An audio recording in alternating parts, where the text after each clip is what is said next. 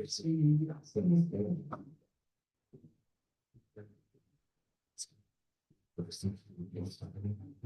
good evening, everybody, and welcome to the City of Kingston Planning Board. My name is Suzanne Cahill. I'm the Planning Director for the City of Kingston. Before we start the meeting, I'm going to give a few quick announcements. If you have a cell phone, I'm just going to ask that you please put it on silent so that it does not interfere with the meeting. If you have any conversations outside of those that are being held with the planning board itself, I just ask that you please take them outside of the room. You can use the council chambers, or if it's free, go ahead and use conference room 2 on the other side of the chambers. Bathrooms are out the door through the chambers on the opposite side of the building. Men's is to the left, women's to the right. In case of emergency, we just ask that you please use the stairs and not the elevator. If you need assistance, ask and we will help you. I am going to let everybody know that we are live streaming the meeting and it is being recorded. So I do ask you to be respectful of that. I also ask that you be respectful of other persons if they are speaking on behalf of a project at a hearing. So with that, we're going to start the meeting at 6:02 p.m. and I'm going to turn it over to Chairman Platt to introduce the other members of the board and staff. Thank you, Suzanne. Let's see here. All right, with introductions, my name is Wayne Platt. We also have board members Matt Gillis, Vince Archer, Sage Newkirk, Andrew Harris. Kyra is not here tonight, and Chuck is not here, right? No. You've already met Suzanne Cahill, the planning director. Kyla G. Day is the assistant planner. And is Alderwoman Katz is here. She's the common council liaison to the planning board. All right. Item number 1 is the.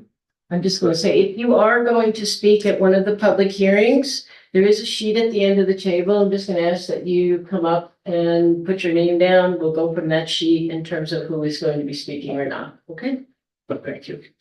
Item number 1 is the adoption of the January 20th, 2026 planning board meeting minutes. Everybody's had an opportunity to take a look at them. Any questions, deletions, additions at this time? All right, so I'll make a motion that we adopt them with a second. Second by Matt Gillis. All in favor? Aye. Opposed? Carried. Just want to make a note that alternate versus sitting in. They could be looking tonight. Okay. Andrew Hobbs. Okay, public hearings. Item number 2 is 140-150 and 160 Boulevard. It's a site plan for construction of 3 residential buildings with 20 units and major waivers for 3rd floor with no attic, a setback, and 2 units above allowed in building C. Section block and lot is 56.40-2-4 and 56.40-2-6. Seeker determination, Transect Zone T3N, Ward 5, Park Ventures Corporation is the applicant owner. Is there anybody besides the applicant owner wishing to speak on item number 2? You signed up. Okay. Guys want to come up? Yeah, sure. Hello.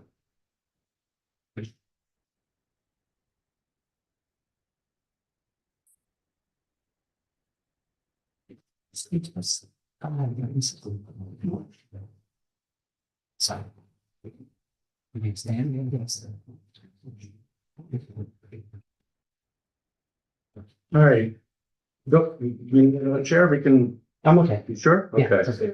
it's Can, Sorry, can't share my screen. Oh. will you just state your names for the record, please? Sure. My name is Qatar, last name is El Masalma. I'm an engineer at Joyce and Conrad. I want to present the site part of the project. Kim Blumer from Architecture. With Jody Angelos from Park Ventures Board. Welcome. I would have you. Yeah. All right, so there have been some changes from the last time we. Yes, just a quick update. A lot has been done, as far as the investigation, of the site, to kind of see the options and what can we do or not do. We were engaged with the City of Kingston, multiple agencies to get more people into the design, including the water department, the sewer department, and the city engineer. And for the purpose of trying to determine the services that are needed for these buildings, water, sewer, and stormwater. One of the major designs that happened here was the stormwater. We ran a study, the initial study on the project that was presented before. And with the amount of runoff that we were having through the site, the idea of using, a chambers under the parking lot really we couldn't fit the entire drainage through. So we still have at the higher storms, 25 years, 100-year storms, we would have excess water going off the property and could be more than what it is right now. According to the code, we cannot have that. We have to contain everything on the property and either discharge at the same rate or better. So we modified the site. We made the building a little bit smaller. They're not as high as they used to be. They're now, 2.5 stories. And reduce the number of units, change a little bit in the layout, and use the different.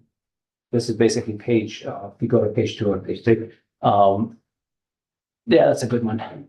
So what you see there in that heavy box is an underground storage mini tanks. It's basically, they look like big boxes that are stackable. And the idea that we collect all the runoff coming into the site through the catch basins, everything gets into this system. And then from the system, it bleeds out through the discharge point, which is right there. And we ran the calculations again for all the storms, and we were successful through the calculation to be able to actually perform better than what it is today. So this solution gave us an option to be able to use that and be able to handle the drainage. The downsides of an option like this, that we can't plant trees or anything on the top, so we can't do much in that circle other than just lawn. So any trees, any utility poles, structures, anything like that would not work with this system. So right now we moved the utility poles around it. We modified the landscaping just to do that. At the same time, looking through this, we modified the retaining wall that was previously proposed. The way that we had it before was like a segmental retaining wall, something with precast blocks that would be stacked, that has to be in steps. It was eating too much into the property, close to that property line there. And changing the layout allowed us to use a standard concrete retaining wall. We have top of wall, kind of like, the highest point would be by the dumpster area there. That's going to be about 10 feet high, and then it tapers down as it goes both ways. Again, with concrete, we can do that with minimum footing would be much less than trying to use the segmental retaining wall with all geocorrect being big back into the side of the hill, and that actually kept us off the property line. As you can see, there's a lot of encroachments from the neighbors. We tried to stay away from that as much as possible. So that was another change that we did. The neighbors and the easements, as you can see, we are going to reconstruct these throats into the main collecting, street coming into the property. So basically providing the neighbors with like a better driveways in. These will be documented through easements. They'll have an easement to use these in and out. We also communicated with Central Hudson, and if you kind of go back to the previous page, that hatched area, as you can see there, is basically a easement that would be offered to Brown Utilities, water, sewer, and gas to relocate the gas line that they're going to do. And it is based on the requirements of the water and sewer department. They wanted 20 feet off the property line, so that starts at 20 feet here and gets wider. It also covers the access to the site. So everything you see hashed there will be in the deed as a right of way for ingress and egress, also for the neighbors, for the Central Hudson to run the gas line, and for the general utilities. We ran preliminary numbers on the water size wise, submitted that about the beginning of January to the Kingston Water Department. They retained an engineering company that actually does the study, and they basically forwarded all the data to them to see what the impact's gonna look like, what kind of pressure we need, do we need to go any measures. I am not sure what the outcome is, but my understanding that there's a soft talk that we're gonna do some measures, but I believe we might be okay. I'm not sure. Yeah, they still have not returned a report to us. The water department outsources the work to a private consultant, CDM. So they've received the information and they're working on that now, but we don't have the final report yet. So that is a very important document for you to have for your decision-making ability, I will say. A couple of symbols that got dropped off the land. Sorry about that. It was just too much working on utilities and everything, but these pads here and there are actually 4x racks. We used to have these. We'll just put the symbol back on, but I believe we have at least 15, if not 20 bikes that can fit there, but they are being provided as part of the final plan. The light levels, I saw the staff note about the light levels. The only 3 number happens right by the pole itself, and then it disappears after that. I understand that the requirements of 1-foot candle by the building. It maybe applies more if the building is right on the street, but in this case, it's really contained within that courtyard thing. I mean, by the time I put that at 1 by the light source, you get to the car, you really can't see. So it starts by the light pole by, hook with 3.5 foot candle, but then by the time it travels through to where the parking actually is, it drops down to almost 1, if not below 1, and it's just enough to be able to get people from cars to buildings safely. So, in my opinion, any reduction in light less than that, it might not be even effective. It was just too dark. So I'm not sure how significant is that. Again, everything is contained within the site, so really by the property line, we hit zeros, so we should be able, neighbors wouldn't be able to see any glare or anything finding that much there.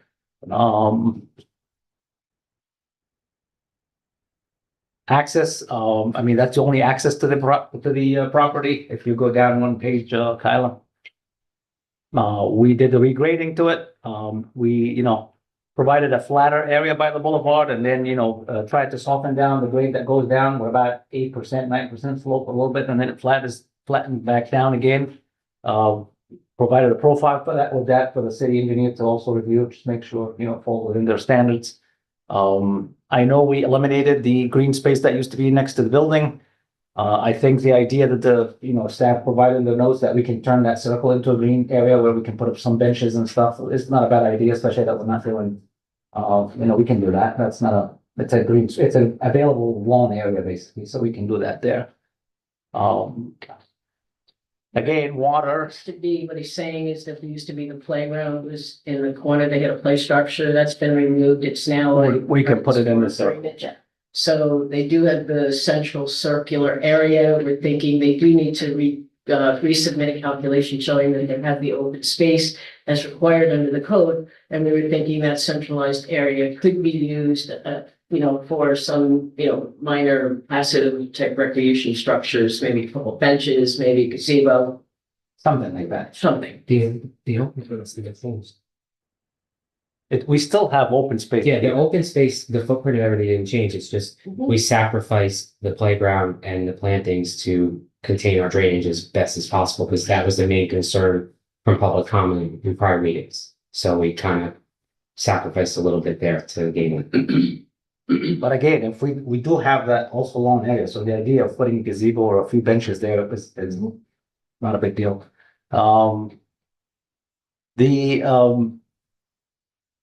Let's see, again, water and sewer has been done in a way that we meet all regulations that we know of between separations and fibers and everything that needs to be provided.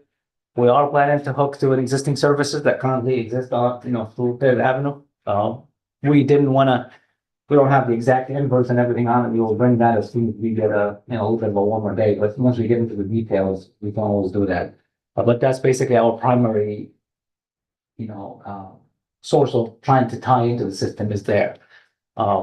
We did provide 3 hydrants on the site. I know we might not need more than 3, but we just put them at areas where we think flushing the line might make sense. If the fire department doesn't want 3, that's fine. We can do this, but the reason for them being there is just because we figured, there's a dead end there, that might not be a bad idea, there's a bend there, might not be a bad idea, and there's one where we're coming from the main.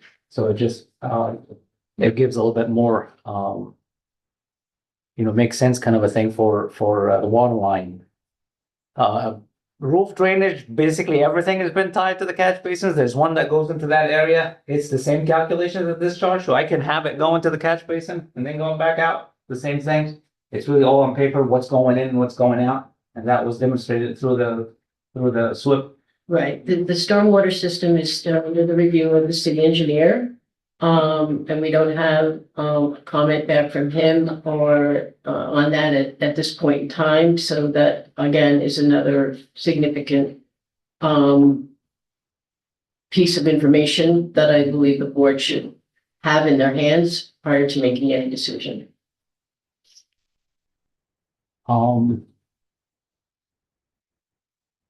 And that's basically it. Landscaping, I don't have too much room for landscaping other than what I'm showing. To be honest with you, it's a very small site. Try as much as possible to provide trees and some green areas. Within reason, I don't know if we can enhance this any further. I think this is pretty much using every space that we can. Speaking of the landscaping, I know we made a couple of comments about, and you mentioned it earlier that, some of the symbols had been left off in the transfer to the new plan. So I want to get all that cleaned up, but the county made a comment about adding some additional trees to that front area. Have you given any thought to the county's comment? Well, after they kind of supported the approval of it, I just kind of went off of Qatar, Okay. what we do. There's not a lot of room. Planting a couple trees along the boulevard is not really gonna. I don't think I can along the boulevard because then site distance becomes an issue. Well, I think that the- front area, yeah, where it slopes down, there, you could certainly Well, plant in there. Yeah, so these trees canopies can grow to 12, 15 feet. So if I put three like that next to each other, they should fill it up. If we feel that we can put one forward, we can, but I just went with the spacing that as a growth tree, what would they fill? The traffic study also said that they want to keep as much of a visible Well, point here. they're talking, I think they're talking more about the green area in front of the buildings, not along the boulevard. I think they were talking more there's a large open You mean area that one where there? you're sloping Right down here. in the front of in there, and that's where I believe that's what it says. Yeah, we can add some tree.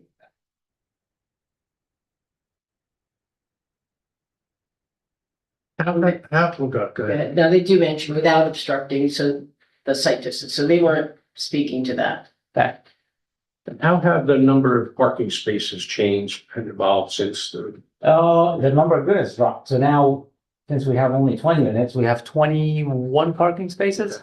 So basically, a parking space per units. Plus one in the next, so there's two AV of them.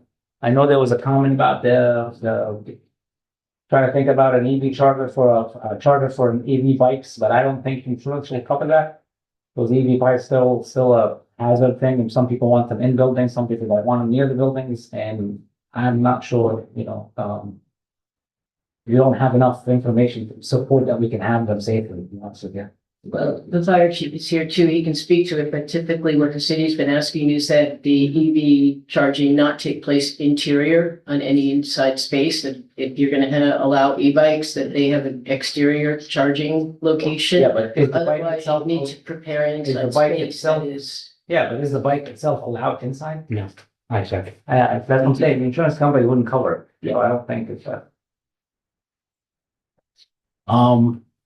So basically, that's what I have as far, one more thing, this just, so you know, we changed this to now formally, Hart Ventures, the applicant did acquire this door here. So now I know we show grading to it, he basically owns it, so that's why we were able to grade, just fix it that way. Okay. So I know it appears that we're getting off the property line, but he actually acquired this.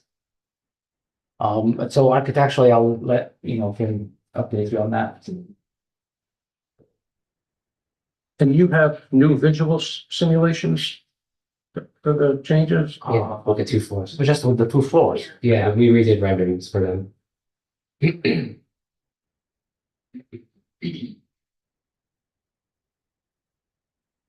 And good stuff there.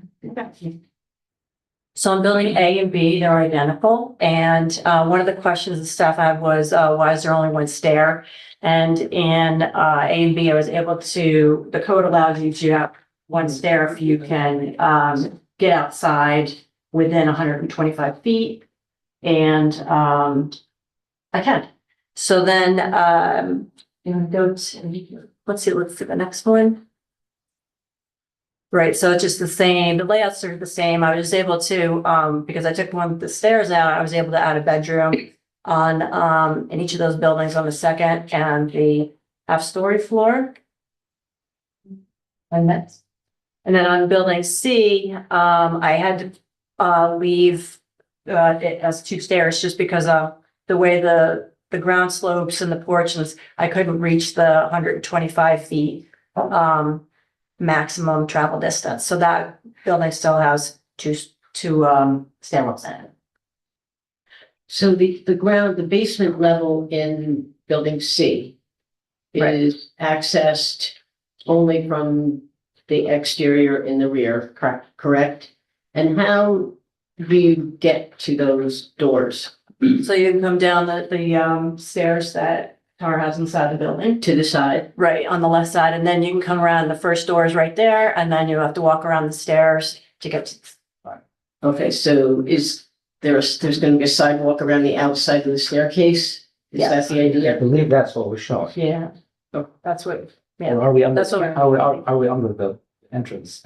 Under the stairs, there's privacy screening. That's what we would question. right, I didn't want people walking through, right, yeah, so. So we didn't see a sidewalk.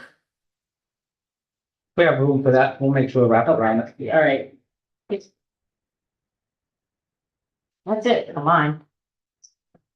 There's Daisy thing. You have the rendering, the rendering? The rendering, we can rendering again and, I uploaded them. The nighttime and daytime ones? Yes, you know, back in. and January. from edit, I uploaded them to the meeting cloud last week, 2 weeks ago. See them. Just be one more time.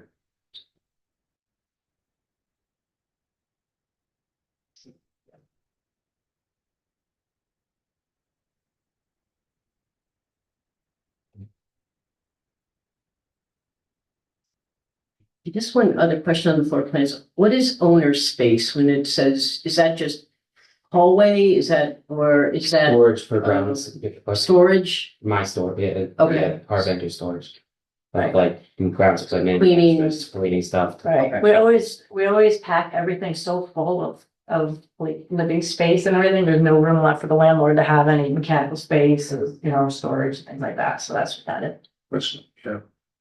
Or even a leasing office or. Right, at least. Just go through them, you tell me. And that's based on the updated one. That's up to outdated. I think they're more relaxed, to be honest with you, from the polar ones.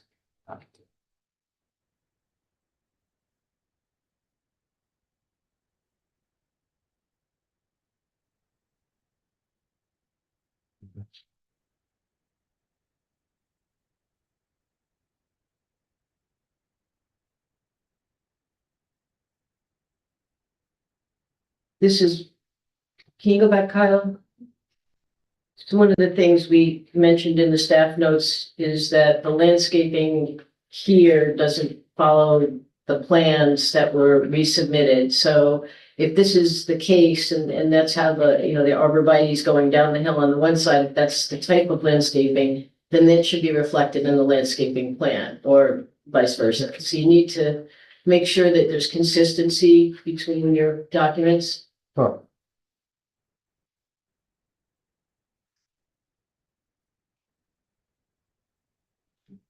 It's all of them. That's from the end of Pettit, right there.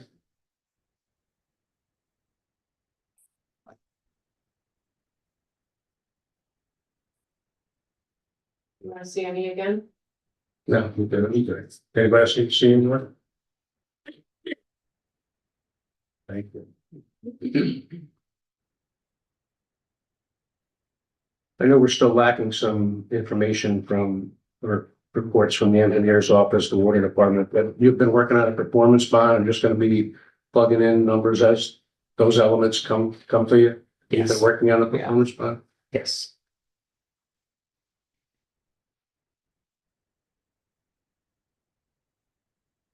So that's important to get in, but, as soon as you can, once you get the confirmations from water department and the engineers, make sure you do that in a detailed, outline, and we can show you examples of other projects, how they lay out their detailed cost estimates. The city engineer will need to review that and approve that before the board can set the final dollar amount. And it's, the bond is just for the utilities, right? The bond is for all site work, so lighting, landscaping, curbing, stormwater. Okay. And the retaining walls will be in there, erosion control, all of that is part of the bond. And the bond reason is because even if it's private work, it's still required a bond for everything. I mean, I understand for the utility. Required by code. Okay.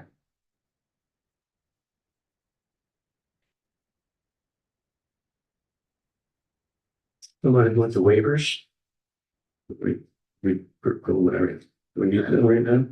Well, this board, I want to ask the board, do you have any questions on the updated plans, drawings that you want to ask or make points of or speak to?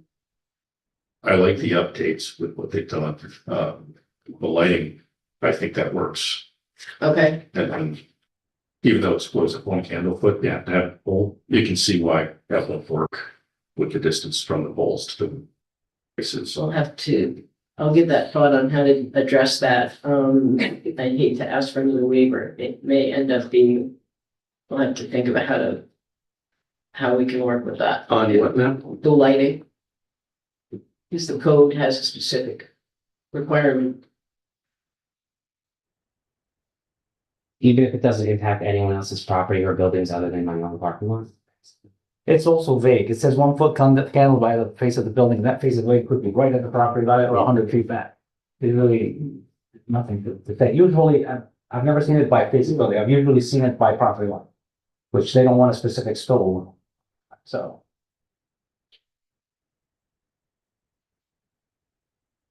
So I have, just so I understand. We're at a point where, very close to moving forward now, this and that. What can we do to be able to obtain a conditional? Something that we can put a bunch of conditions in, all right, if you do these, you can keep going. I would not recommend a conditional approval tonight. I feel strongly that the water department's report is a critical document, as well as the city engineer's review is an extremely critical document for the board to have in hand before making any decisions. I think that there is a lot of cleanup on the drawings that should be done in advance of the board accepting them and allowing us to put together the final review resolution and the schedule of documents of the review. And in order for them to do the secret determination, I also think some of that information is absolutely required. So, okay, so, So all along from the first time you got here, I mean, I think you asked for a feeling from the board of several meetings ago. Yeah. Waivers that were presented to us then, and, the general consensus of the board back then, was moving in a favorable direction for you. So, I mean, and for me, it continues to move in that direction. I like the new layout. I like the ratio of parking spaces to the amount of, units. I know we still have, like Sue says, we still have some critical components that would prevent us from doing a conditional approval tonight. I mean, if those things were here tonight, I think we could move to that, but I hope that you see that we're given a favorable vibe back. Yeah, I think it was just because, like there's been other projects that have had conditions for like engineering comments and water comments and landscaping comments and quite frankly, a lot more than what I'm not prepared to provide tonight. Okay. Additionally, it's just the timeline with, the mechanicals and really being able to dive in. And we can say that goes by a case basis. I mean, this is, historically, for your whole time through this process, it's been a sensitive area, right? With neighbors' concerns that we've been listening to, and the engineer's office is weighing all of these concerns into.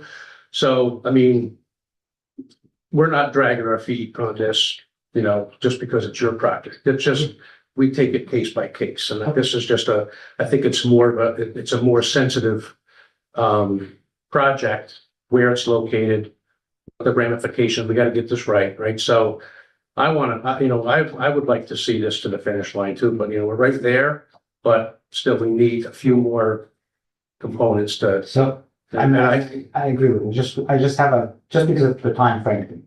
So for the water, and this is the question that nobody is answering me on, even the water department. The city of Kingston is obligated to provide water service to this. There's measures to be taken to be able to get the water to this lot for at least a residential lot. If I'm gonna put a house, 2, 3, I can subdivide this to 4 houses. Each one of the houses should have a water service obligated by the city of Kingston to deliver. Right? Any upgrade above that, because of the nature of this project, should be the applicant's responsibility to make whatever measures needed to be able to push that above and beyond what the city would do. So we're kind of like in an agreement that at least get me the water in and we'll do whatever we want. Speaking with, multiple people who are involved in the sprinkler systems, even the engineering company that's working on this, there is a solution. There is pumps and stuff that can be provided, put in buildings to increase the pressure and make sure you get what you need.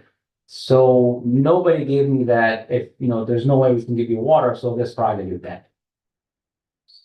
That is a critical piece.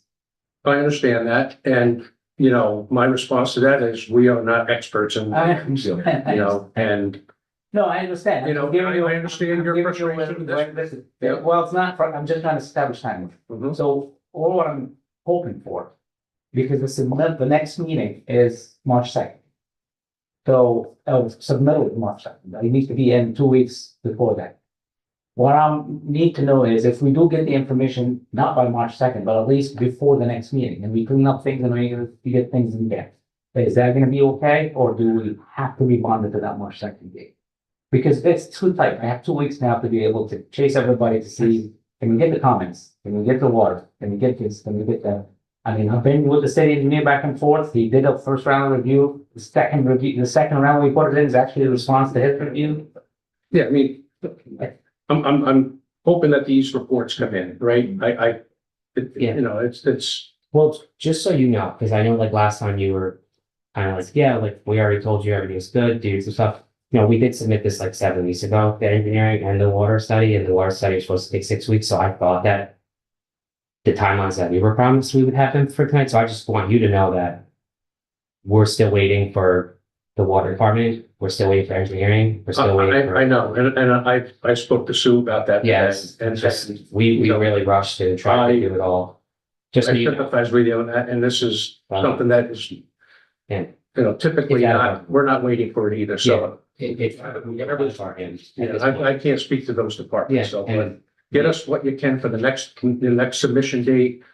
I'm sure it'll be a substantial amount of information that we're Yeah, requiring. the only thing I can promise you by the next submission is just the cleanup notes, which is, rename this, rename that we can take care of. And if we get some of the major things taken care of, yes, we can do a conditional approval, with some of the more, the minor things that, And just so also to understand where I'm coming from with the conditions, not for tonight. I know this is gonna have to go to next meeting. What I'm coming for that if we get a conditional approval pending water and even the final sign off from the stormwater, that means we can't move forward with this project without those conditions.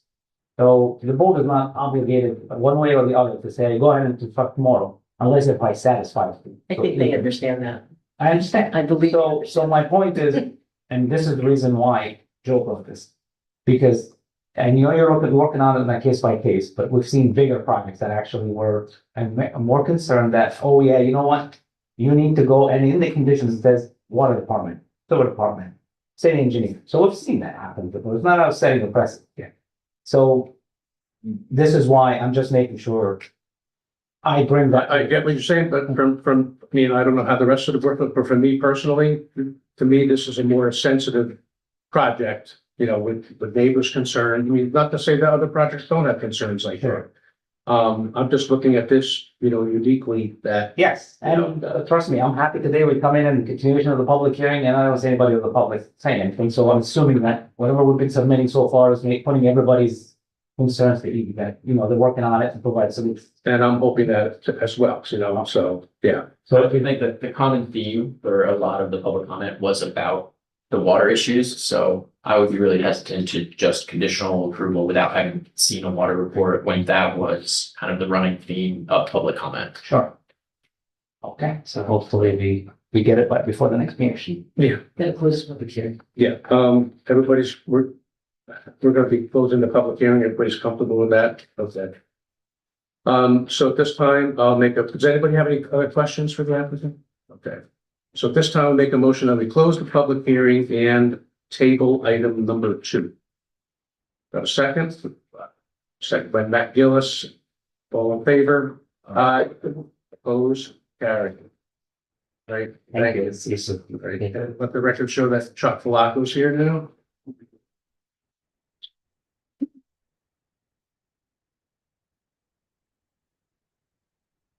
How do you Take care. I brought an extra, this for you, Chuck. What was, okay, so this is the public hearing, right? They really can't do it. It's just, I think I have them everywhere on the.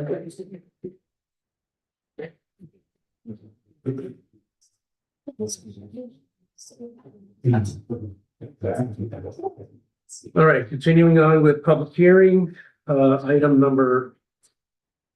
Which is item 3. Okay, I don't have. Because I don't know, it's something I missed, his number on, the number. That's great. I just gotta go through and process. But it's gonna be this one, right? They're 3, and I was like, yes, 3. It really is a number. Right. We have to do. Item number 3 is 21 Elizabeth Street. With a portion of 67 Wall Street. Site plan and 4 major waivers, which include length, unit count, parking and rear setback, and front access. For demolition of existing building to construct a new 15-unit multiplex.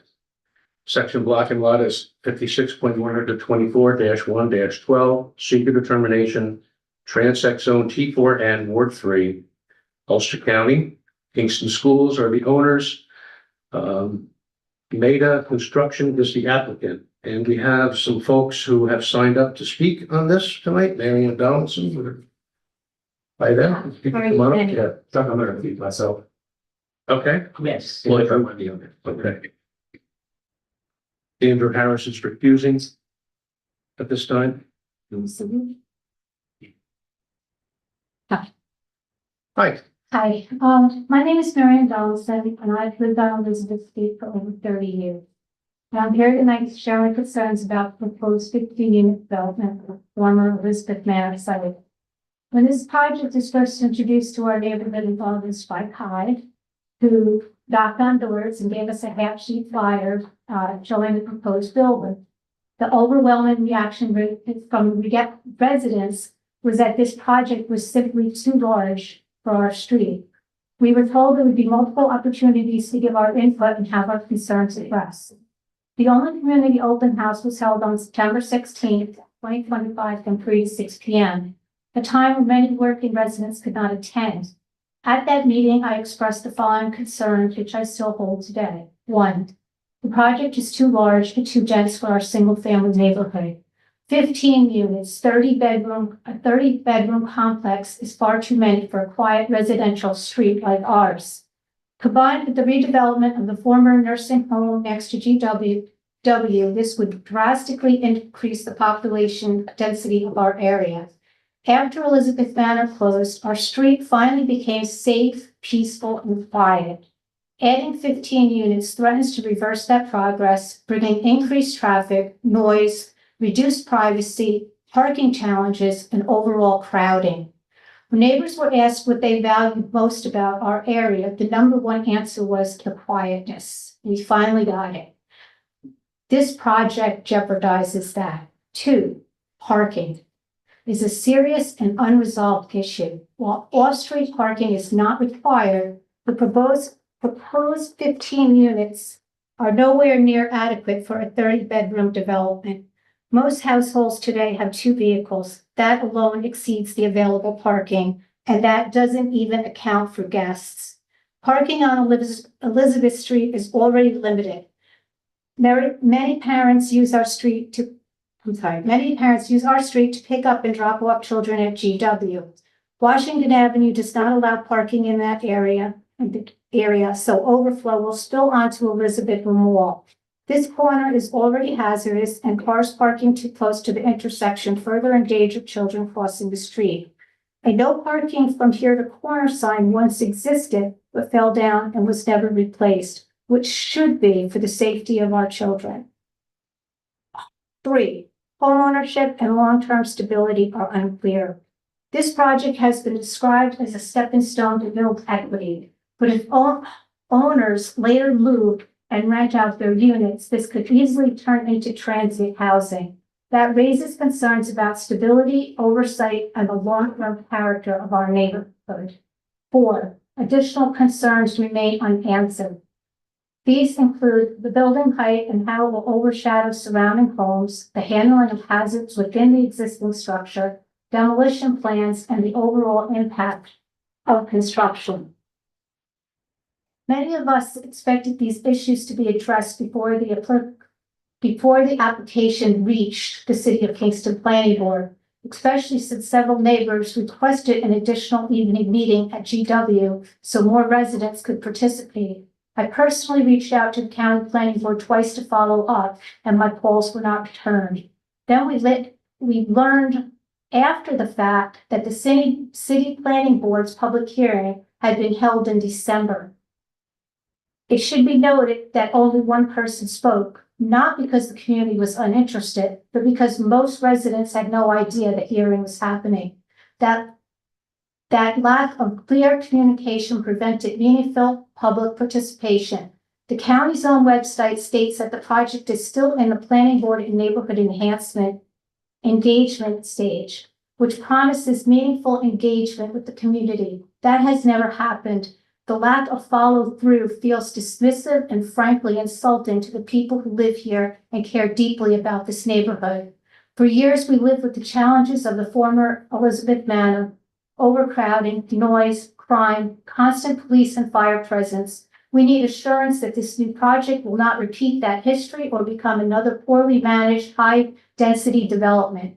At this point, many of us feel that this project is being pushed forward regardless of the community's concerns. But the Planning Board has a responsibility to ensure the process is transparent, that public participation is real, and that the impacts on existing residents are fully understood before they approve this project. We are not asking for the impossible. We are asking for a project that fits the scale of our neighborhood for a process that genuinely includes the people who live here, and for decisions that reflect the long-term well-being of this community. I strongly urge the board not to move this project forward until these issues are addressed openly, thoroughly, and with true neighborhood involvement. Thank you.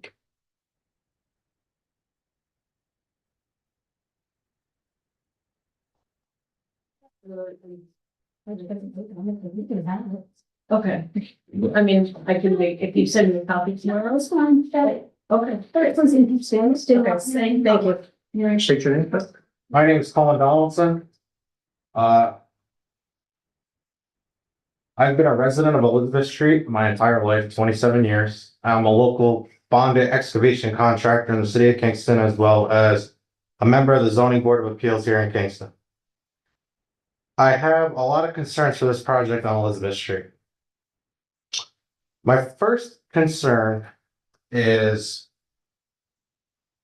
the size. This dwelling is only approved to be a 12 unit according to the zoning code, not 15. Even 12 units is too much for our neighborhood. If you put 15 units there, you're essentially adding 15 more homes onto an existing city sewer and water line that can't even keep up with us in the neighborhood now.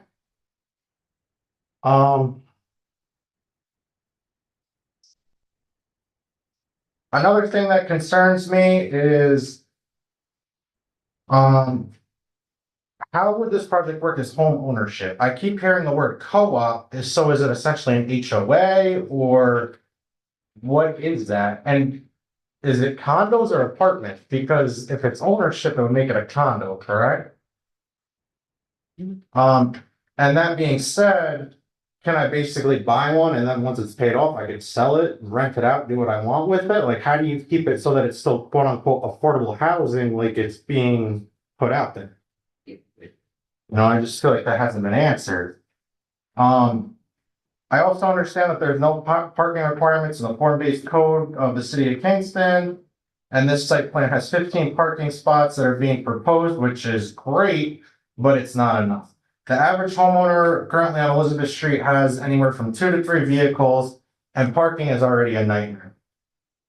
Now add an additional 15 to 30 cars, as well as school traffic and the people that use Elizabeth Street to cut over from Washington and Wall Street and vice versa.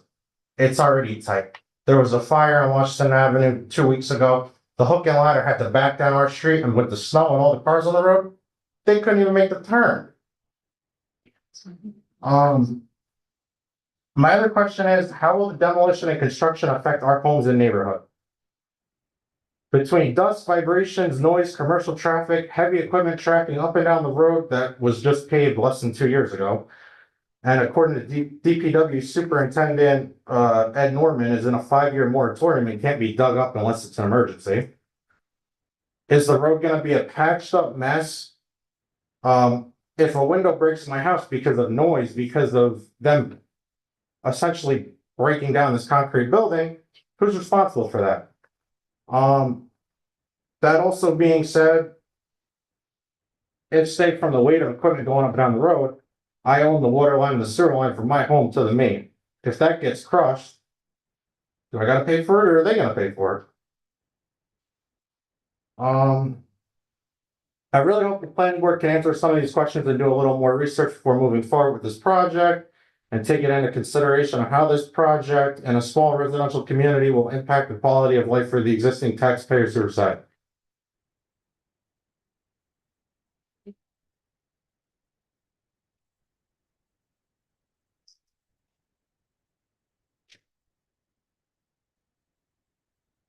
Gene Vincent?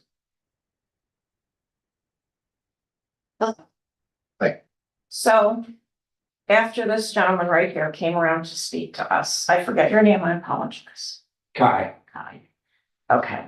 I sent an email to, his last name is Doyle. What's his first name? Starts with a D. That's Dennis. Dennis Doyle, who did not respond. So I'm gonna read it to everybody. Hello, I am writing to you regarding the article in the Daily Freeman about the proposed housing at the former Elizabeth Manor in Kingston. You stated that there are off-street parking opportunities, which is absolutely not true. My house in particular does not have a driveway. Other people have multiple vehicles. Parking is a huge issue on my street and should not be taken into consideration as an alternative for the new housing project. Could you please give me information, any public meetings regarding the project so I can inform my neighbors to address the parking issues that will arise from such suggestion? Thank you, Gene Vincent, and this is dated 9/10/2025. So parking is a huge concern for me. Because I don't know where these parking spots are coming from George Washington School, but they're parking on my street. And I can tell you in over the 32 years that I've lived there, I have to call Board of Public Works 338-2114 to even get my street plowed. While they're over there plowing the bike trail, and I hate to disillusion anybody because it doesn't fit their narrative. There are no bikes. And I can't literally even park on my street in winter time. It's such a mess. So I'm coming home one morning and I'm trying to park in front of my house, which is a complete disaster because there's no room. And here's all the parents, this was right after the storm, parked on the other opposite side of the street. The only thing you were fitting between my car and their cars were 2 people holding hands. Like literally our street is the last one to ever be taken care of. So it's like, I don't know where these spots are coming from because if people are parking from George Washington on my street, why? If you have parking that's surplus at George Washington, why are they parking there? That's what I would like to know. And Marianne is absolutely right about, we lived with Elizabeth Manor for so long, we had sex offenders. Yeah, yeah, and my kids grew up there, you know what I mean? Now my grandkids are new. It's like we lived with so much. And then they put I love how the county put sex offenders right next to an elementary school. That was clever. It really was. And then we had to go to bat for all that to get them out of there. So it's like, I just have a lot of questions myself because it's ridiculous. And then September 16th, I was at a funeral in Yonkers. So I was like, I just could not make anything. That wasn't in front of the Elizabeth Manor. Yeah. It was in front of the manor, like not even professional. Let's sit down in George Washington like we did all the other times with the manor. And where's the principal from George Washington School or somebody from the school board? Is anybody here today? Representing the City of Kingston School District that's willing to give up these lots?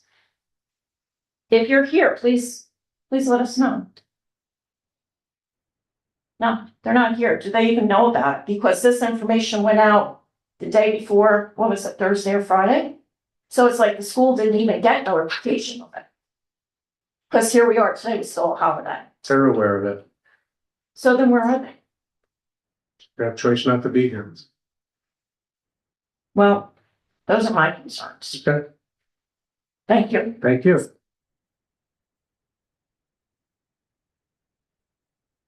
Oliver Tanner.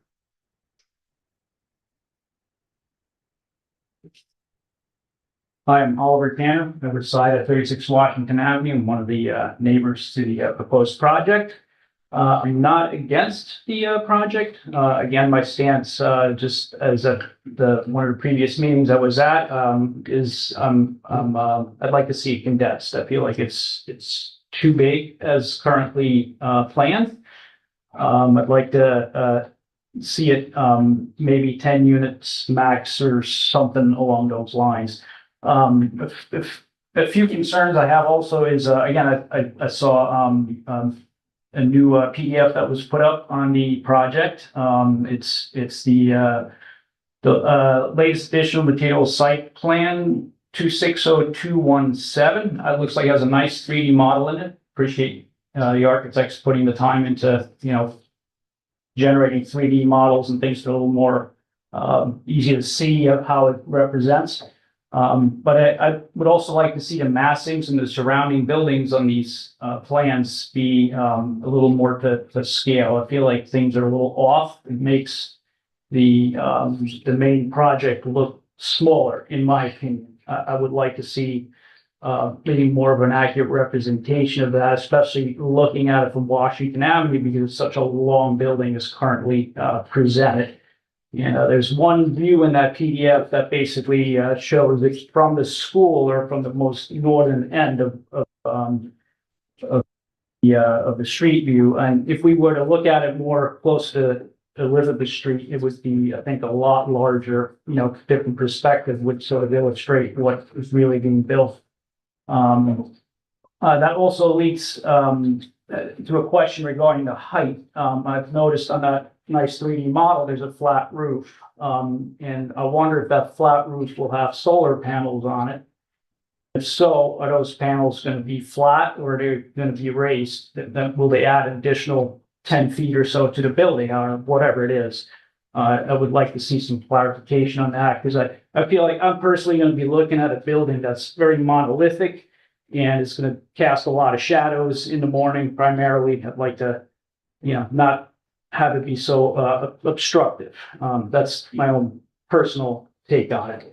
The thing that's not so personal is the school property, the parking. It's concerning me that that condensed area of parking that's going to be left at the school is going to make it really difficult for parents to pick up their students. And I think in a safe manner. When you look at a site plan of that layout, that proposed layout, there's basically just enough width between the parking spots for, single vehicle. You can't, like, the way it is right now, it's wide enough to have the staged vehicles that are the parents picking up the kids. There's enough room if somebody had to go around, they can drive out.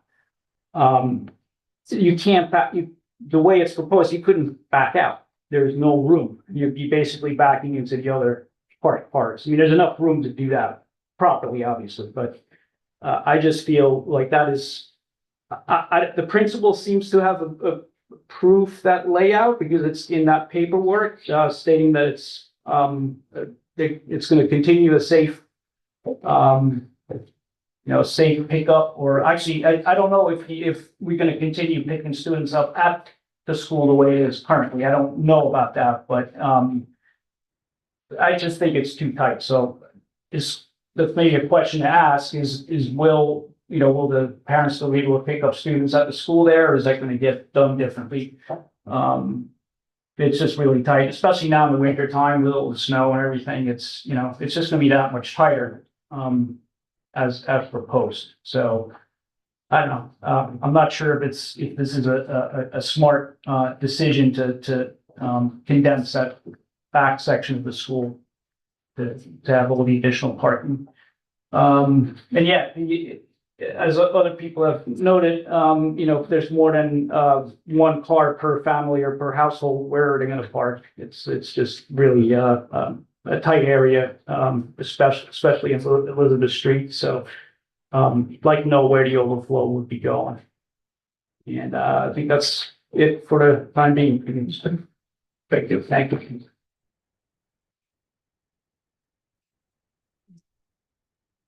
Anybody else who'd like to speak? My, our neighbor, Rudy, said that she had written in and asked him. Yeah, Catherine Rhino? Yes. Yeah, everybody's received a copy of the communication from Catherine Rhino? Okay, that's gonna be entered into the public record. I've been asked to read it aloud. I'm not going to do that because everybody has received their copy, right? And it is on the website for public to view, so. I do want to say that if somebody has a copy of it, they can come up. Can you state your name for the record, please? Tanya Garment. Ward 4. So Ward 4, anyway. I think this is showing that there needs to be some more education and maybe more holistic planning. Part of the reason that parking is an issue is because we have giant parking lots in elementary schools and not enough ability to reach school in a different way. The Five Corners, we saw the Lucky Green Ladies property, the lost opportunity of building up the sidewalk and making that a more repair project. The city leases what could be more sidewalk to them for parking. So we've got things that are spaced out, an uncomfortable walk. We've got a system that encourages people to drive their kids to school. We've got compromised bike lanes. There's bike lane on Green Kills, the closer one, and also Broadway. But there's too many compromises. The corners are not safe. There's no acknowledgement of T intersections and how that's hard to cross. So City of Kingston, though, is starting to address these things, and I think the form-based code, especially the street design standards, should be looked at more. I think that the more houses that we have on the street, the more tax income can pay for those utilities. So if it's done in a smart way where the city is looking at things holistically and actually making it possible to walk and bike and discouraging parents from driving their kids to school, then we'll get more of these developments with less pushback. And if we have more education, people will understand the benefits of that these tax dollars can bring to those blocks to make it more walkable and more safe. We have a parking management plan coming up where consultants are going to be hired to do a parking management plan. The residents of the street might want to be talking about the impact of the school and the cars that are brought into the neighborhood, and possibly doing permit parking for residents during certain hours. So there's holistic ways to address this. I hope that we don't lose the many benefits that this project will bring. That message of that more dense population can bring a more walkable environment by the tax dollars and also by just the liveliness of having more people there. Thanks. Yeah, Anybody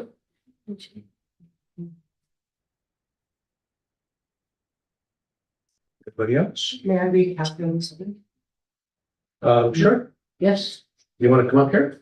Yeah, there, listen. And state your name, please. I will. Hi, my name's Sophie Kravitz. I live at 36 Washington Avenue. And I'm reading this comment on behalf of Catherine Nino, who lives at 38 Washington Avenue, and their property will also be impacted.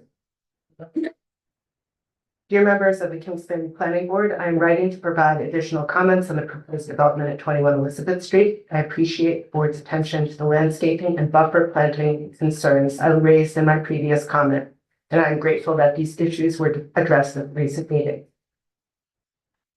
Unfortunately, I cannot attend tonight, and so I'm submitting this written comment. Concerns regarding building scale. I remain deeply concerned about the proposed dimensional waiver that could increase the building length by over 41 feet. This represents more than a 50% expansion in building length and will result in a substantially larger structure that is out of scale with the surrounding neighborhood. Critically, the applicant has not provided side elevation renderings showing what the building will actually look like from adjacent properties. The extended length will create a monolithic structure that will be highly visible from the side, dominating the view shed for neighborhood properties. Without these renderings, it is impossible to fully assess the visual impact that this building will have on the surrounding area. While I strongly support affordable housing in Kingston, I do not believe that this goal justifies such a significant deviation from the zoning requirements. Proposed expansion will create a building that is disproportionately large compared to other structures in the immediate vicinity. I respectfully urge the planning board to require side elevation renderings before any approval is granted. The lack of these critical views make it impossible to evaluate the true impact of this variance. 2. Require the applicant to demonstrate why affordable housing goals cannot be achieved within the existing dimensional requirements. 3. Request detailed visual impact assessments from all adjacent properties, not just street frontage. And 4. Carefully evaluate whether this level of dimensional variance is appropriate given the neighborhood's context and character. Thank you again for your consideration of these concerns. I believe thoughtful, appropriately scaled development can meet Kingston's housing needs without compromising neighborhood character. Respectfully submitted, Catherine Nino. Thank you. Thank you.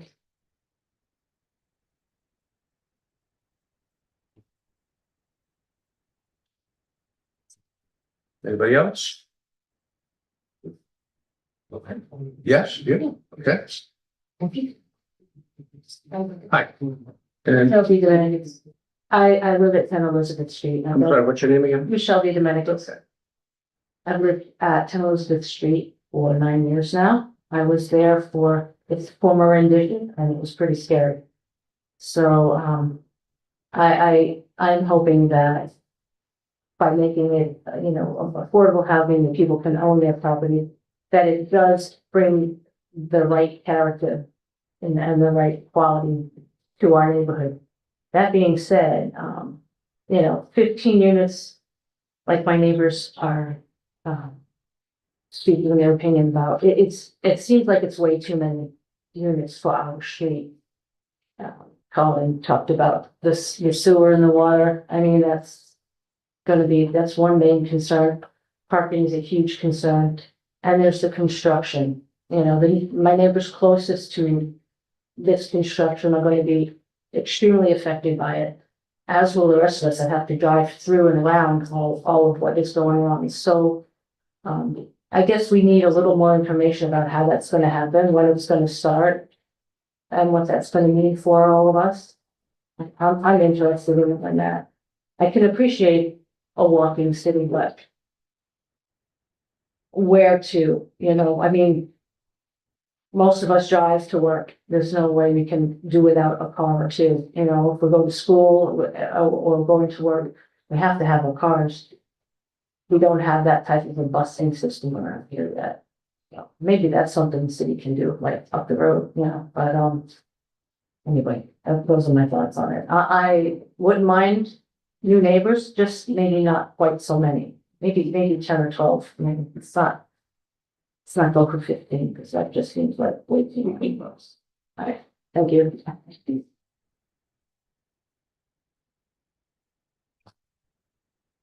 I have one question. Who's our alderman and is she here? I have no idea who our alderman even is. Okay, that's not part, we're not, that's the jury, you've already spoken, but you can find that. Anybody else? Okay. Folks can come up, look at some, get some shares and get us. Are you gonna start? Would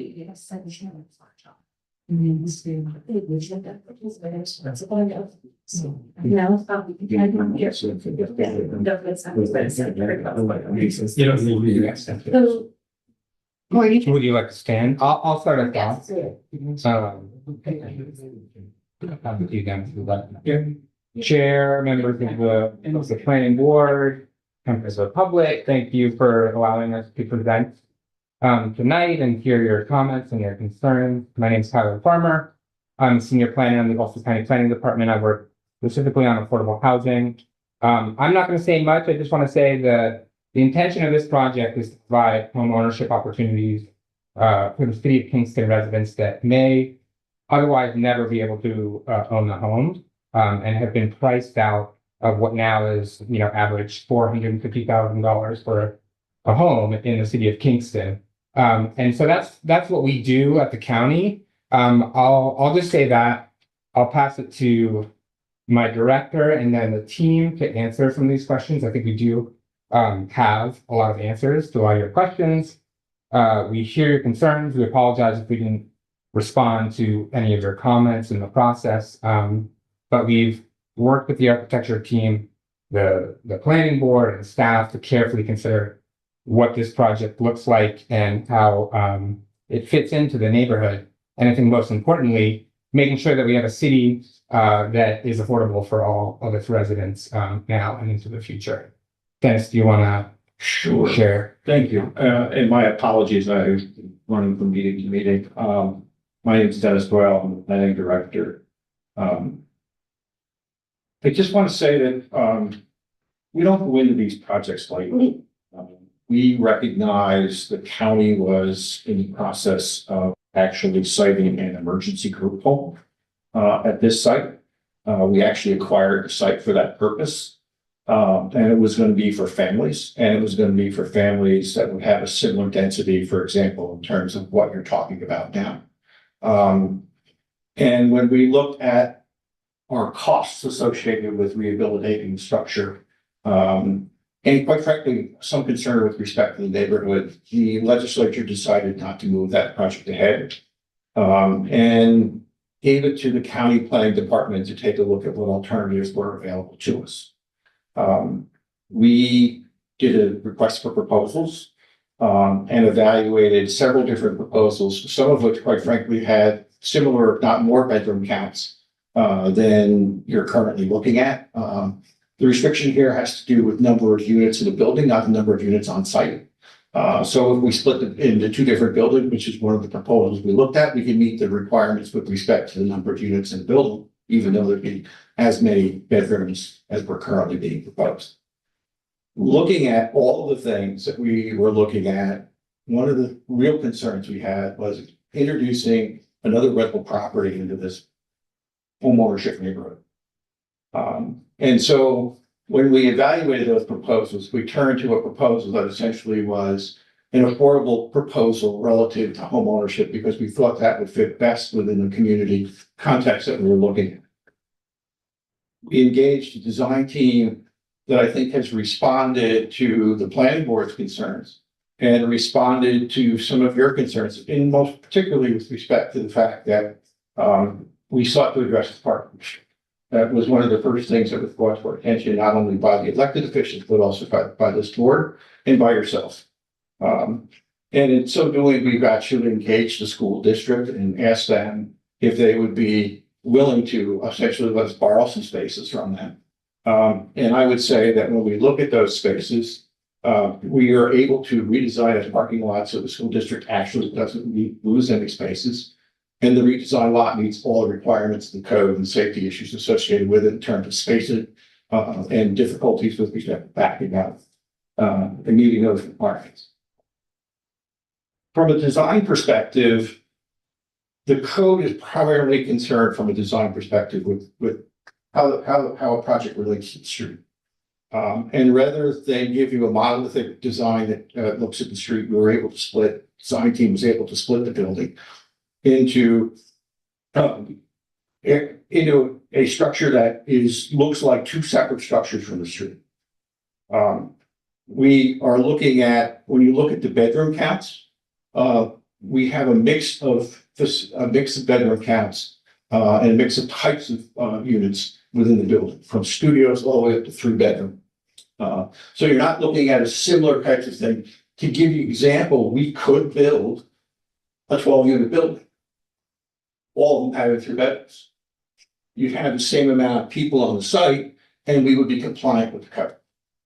We didn't think that was the way to go. We thought it was more appropriate to essentially provide for an opportunity for those folks that need a studio and those folks that need 3 bedrooms. With regard to affordability, the county, when it transfers the property, will transfer the property with a restrictive covenant that would be absolutely positively affordable for a minimum of 50 years. And those affordability calculations, there's ways to do these calculations so that you allow them to build equity, and we'll allow that equity to do. We're working through that process right now. The county legislature has passed the necessary resolution to surplus the property to the corporation. The local development corporation will work through a purchase and sale agreement with the developers involved. These things are they're not cookie cutter. They're highly responsive to the conditions on the site. They're highly responsive to code requirements. And I know you don't think so, but we believe we were trying to be responsible to the concern of the neighbor. So with that, I will turn it over. My apologies if I did not answer your email. I never know. Sometimes it goes to junk. Sometimes it goes into a different folder, but I do miss emails, and you certainly have right to castigate me with respect to missing an email. And again, you have my apologies. The county did put up a Participate Ulster sign, and this project was on that, and I know some of you have checked it. But I think where we are tonight is that we have done what we believe is necessary in order for the project to be successful. We also have a funding stream here, which is going to require certain kinds of things to be done in order to receive those funds. We've tried to address the comments and concerns both of the neighborhood and of this board. And I hope that we can move forward because I think it's something that the site needs, and I also think it's something that the community needs. Allowing this building to continue to stand is problematic in a whole different way than this project is problematic. So with that, I will turn it over to Devin. If I may interject before we move on, and this is by no means a criticism of the folks that spoke tonight or anybody who speaks at public hearings before this board. But, there are times when major projects, I think we've had adequate, appropriate advertising for our public hearings. We follow what our city code says about how we advertise. And there are some times, I think, when some folks don't, they don't hear about it for whatever reasons they are. And, we're almost at the 11th hour now. And again, this is not a criticism. I respect everybody's comments. But a lot of the issues that were brought up at the public hearing tonight have been issues that I feel have been discussed and I think resolved over the course of our deliberations here. So you can maybe speak to to reiterate, there are some big talking points here, right? And to talk about parking and some other issues with the new form-based code, that's what we're dealing with, okay? We deal with what the parameters are before us by the code. We didn't make the code. This is what's before us now. So if there's any criticism about this new form-based code, we're not the place to focus that anger towards it. You got, there's other avenues to do that with. So, I would ask her if she would address the construction timeline issue, Yeah, for because I sure. think that's really important. Yeah. yeah, so go ahead. Yeah, so my name's Deborah Gans and I'm one of the architects of the project and nice to see you here tonight and to listen to your concerns.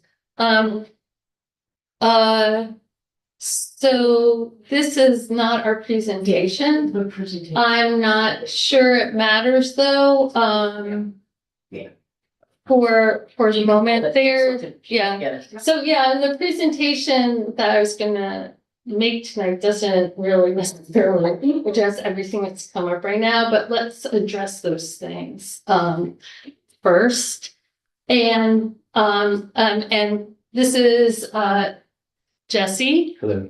who's well, want to introduce. I'm Jesse. I'm working with the architects and development team between the county and with Taproot, which I can get a little bit, but my focus on the team has to do with the affordability. So makes sense.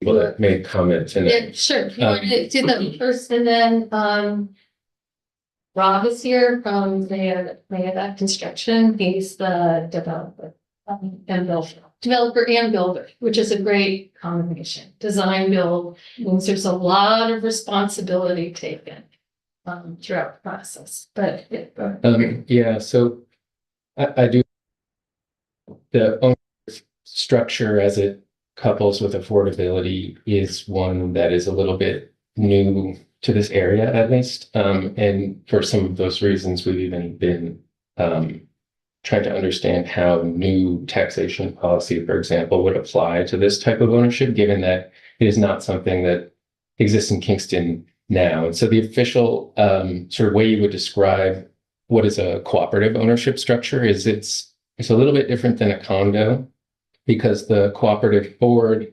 you own your apartment, you are an owner, you get the equity from owning that apartment, but you are also in a cooperative board agreement. So it is a structure that the equity that represents your apartment is actually part of a larger entity, which is the cooperative. shares. Yeah, so you own shares in that collective, effectively. And so for all intents and purposes, when it comes to changing walls or whatever it is that you would want to do, the same way you would own your apartment as a condo, it would be effectively the same. However, the difference is that the board itself can make certain agreements, and those agreements, when it comes to this project, have to do with the permanent affordability that the project will take for at least 50 years when it comes to Ulster County's restrictive covenant, but actually in a longer perpetuity due to the fact that Taproot Community Land Trust will effectively own the property when the property is done, and will be in an additional affordability agreement with the cooperative that will exist on top of it. And so there will be a fixed rate of equity that owners who own their apartment will accrue each year, which will allow them to build equity. And so they know when they sell how much equity they'll be able to make when they sell. But these restrictive covenants by Ulster County and the agreements with Taproot Community Land Trust, who will own and steward the land underneath this cooperative building, maintain that there will never be an opportunity to rent your apartment for profit, for example, that it will maintain ownership in perpetuity, so long as these agreements are met. And these agreements are also in part what is required in order to be able to get certain state grants and other types of funding for affordable housing to remain in place for the duration of this project. And I guess another way to think about Taproot Community Land Trust's involvement and also Ulster County's involvement is that there are additional participants in the lifespan of this project that make sure that it doesn't slip into these sort of illegal renting of apartments to people that you don't expect to be in your neighborhood. There are actually additional layers of community that ensure that the project functions the way that it's designed to function. Yeah, or flipping, it's limited prop. You can't, given the way in which property values are rising in Kingston, probably on your street, this controls, it's a limited equity co-op. You cannot flip it, you cannot double your money, you cannot. And the intention of that, just to jump in, is that we have affordable homeownership Right. generation after generation after generation. Yes. People have priced out of their communities, which is what is happening right now. If you grew up in Kingston, very unlikely that you can afford to buy a home in this community with the salaries that we're able to afford. And I will say to Dennis's point too, the idea is that this will be supportive of families too. Yes. That's the why there's a range of different types of apartments, and we try to maximize the amount of 2 and 3 bedroom units that would be in this building. And so while there are 15 units, they're really ideally for families that maybe otherwise wouldn't be able to get an affordable homeownership opportunity. And there are also several studios which are ADA accessible. They kind of privilege kind of older adults. They definitely won't have 2 cars. But there is that mix, so that some of the, we understand the number. Yes, I hear you. Just let me finish the sentence.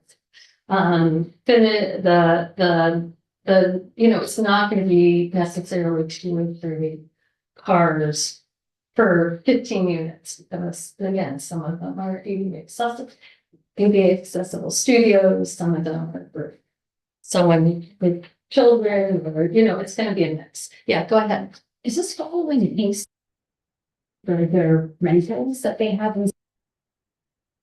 It's home ownership. So how do you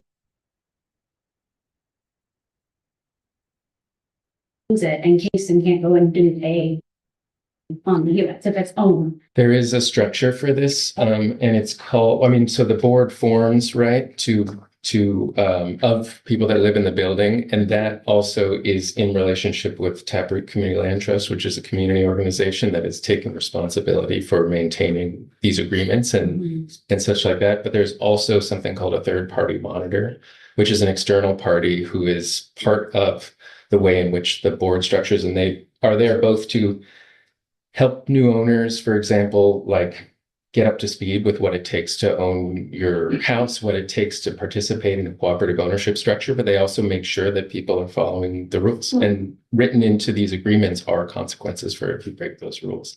And so on the individual level, there would be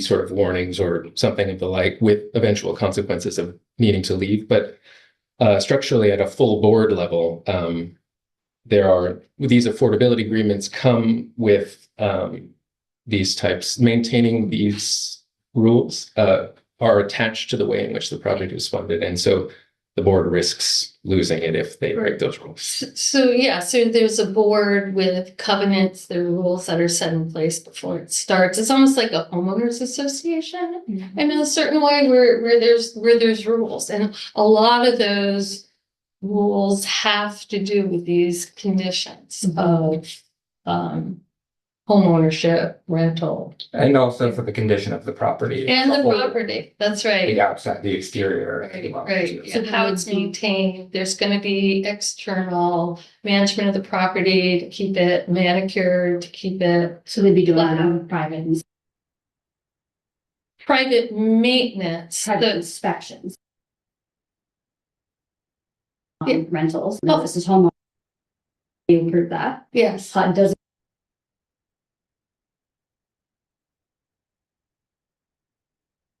To ensure. Oh, I see. I understand what you're saying. Yes. Yes. Interesting. How is the third party selected? That's a good question. There are, for this kind of project, there are some known, very established, entities who deal with nonprofit, limited equity co-op management. UHAB is the one that is the most renowned, and we've been talking to UHAB, and they have agreed, you know. Right, so the way that it stands right now is the Urban Homesteading Assistance Yeah. Board, which is, That's you. you have, they're mainly based in New York City, where there are a lot of these Yeah. types of specific co-ops. They have a program, and so basically, Taproot Community Land Trust is going to work with UHAB to develop this monitoring program. So eventually Taproot will be able to take responsibility for it. But in the beginning, a 50-year-old institution that has experience with that will get them up to speed. And is that a P or a B? Oh, Urban Homesteading Assistance Board. Yeah, Got it. yeah, sorry. Thank you. with the acronym. Jeff, could you address the construction? Yes, yes, do you want, can we move on and talk about some of the other things then? Okay, so the construction. First of all, I would say the demolition of the building is no different if you're building 15 units after or 12. The demolition of the building is the demolition of the building. And you know from being down the street from it that it kind of has to go at this point. Right, it's To be honest with you, I would love if it sat vacant for the rest of my life. I don't want nothing there for being real. yeah, but we have. Park there. Yeah, so that is not, you know, the demolition is the demolition. If they build back 5 units, if they build back 1 unit, it's I gonna understand fix. that, but also too, my thing is with the demolition is lots of time when stuff's being demoed, it's not happening in my backyard. Oh, yeah, now I'm trying to avoid yeah, that Okay. British Parliament type Okay, gotcha. area. I just said, I'm being pleased. Okay, sorry. There are demolition regulations, and you know, Yes. so. I understand it, I'm just saying that it's, like, these are all things that should have been brought to us as a community prior These have to. been discussed already, though, like I said, and I'm not faulting the folks for Yeah, sorry. not being here for earlier deliberations or public hearing.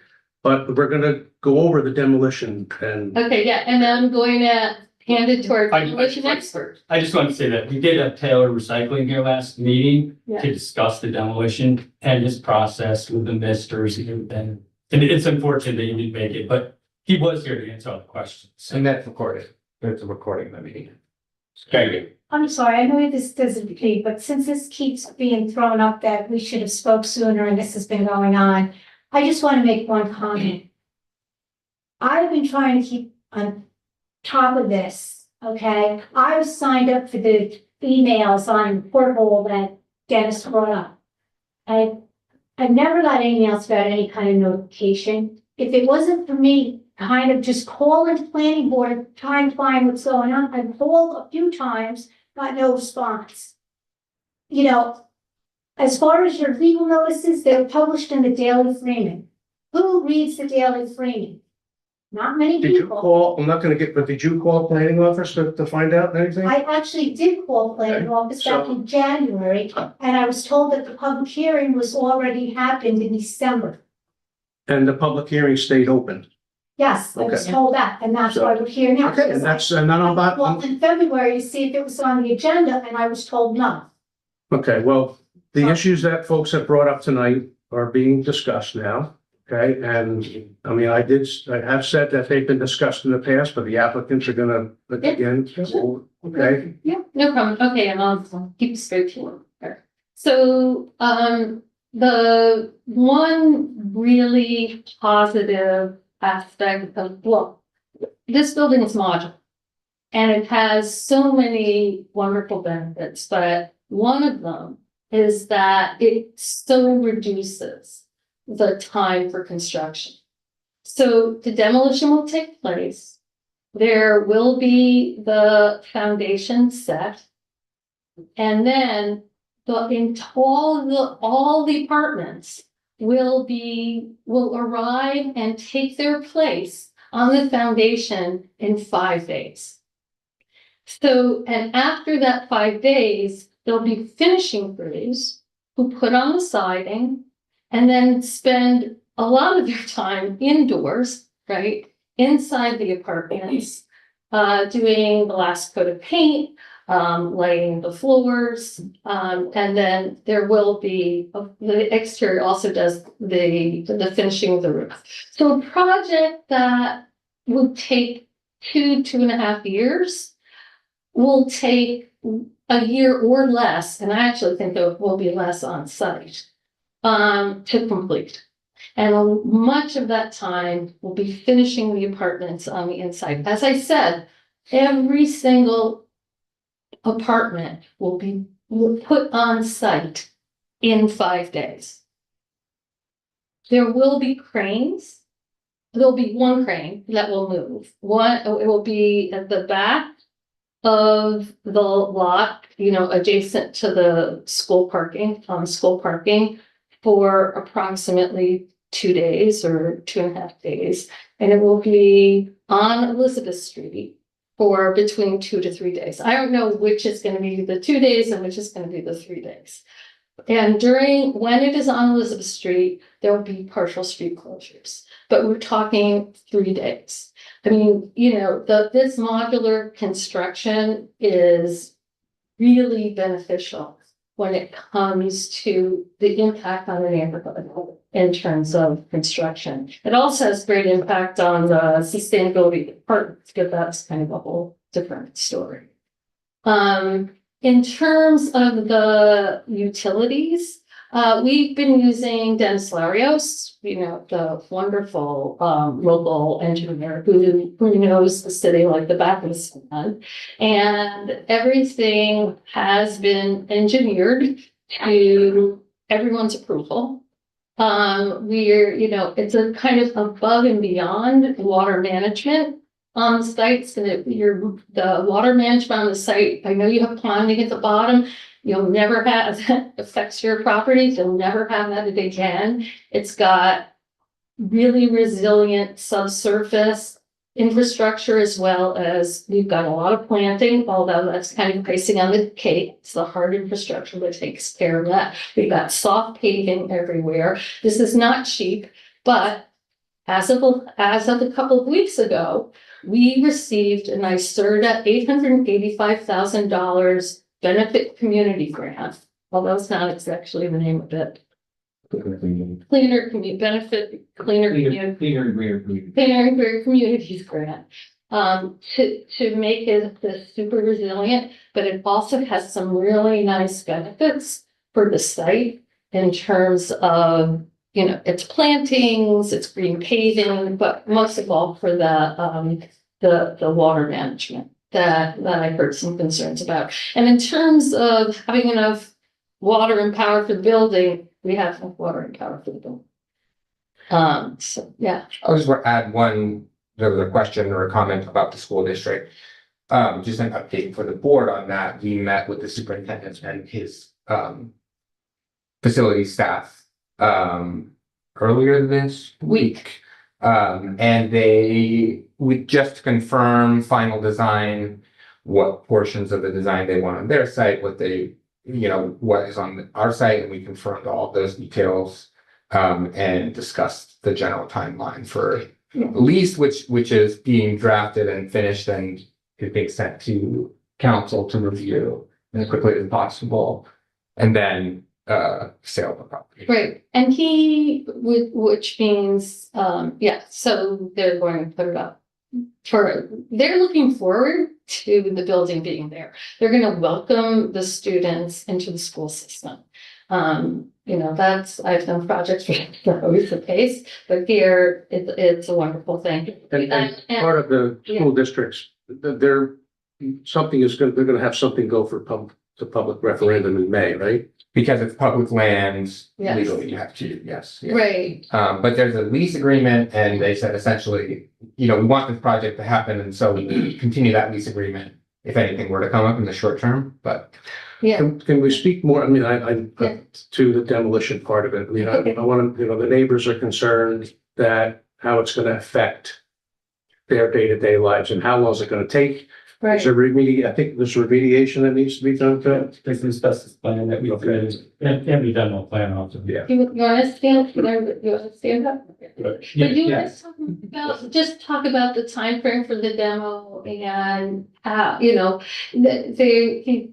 his own plans his own trucks and how he carts the same day. Yeah. And, yeah. So, I guess, the asbestos part of it, we figured 3 weeks, because you have to 10-day post.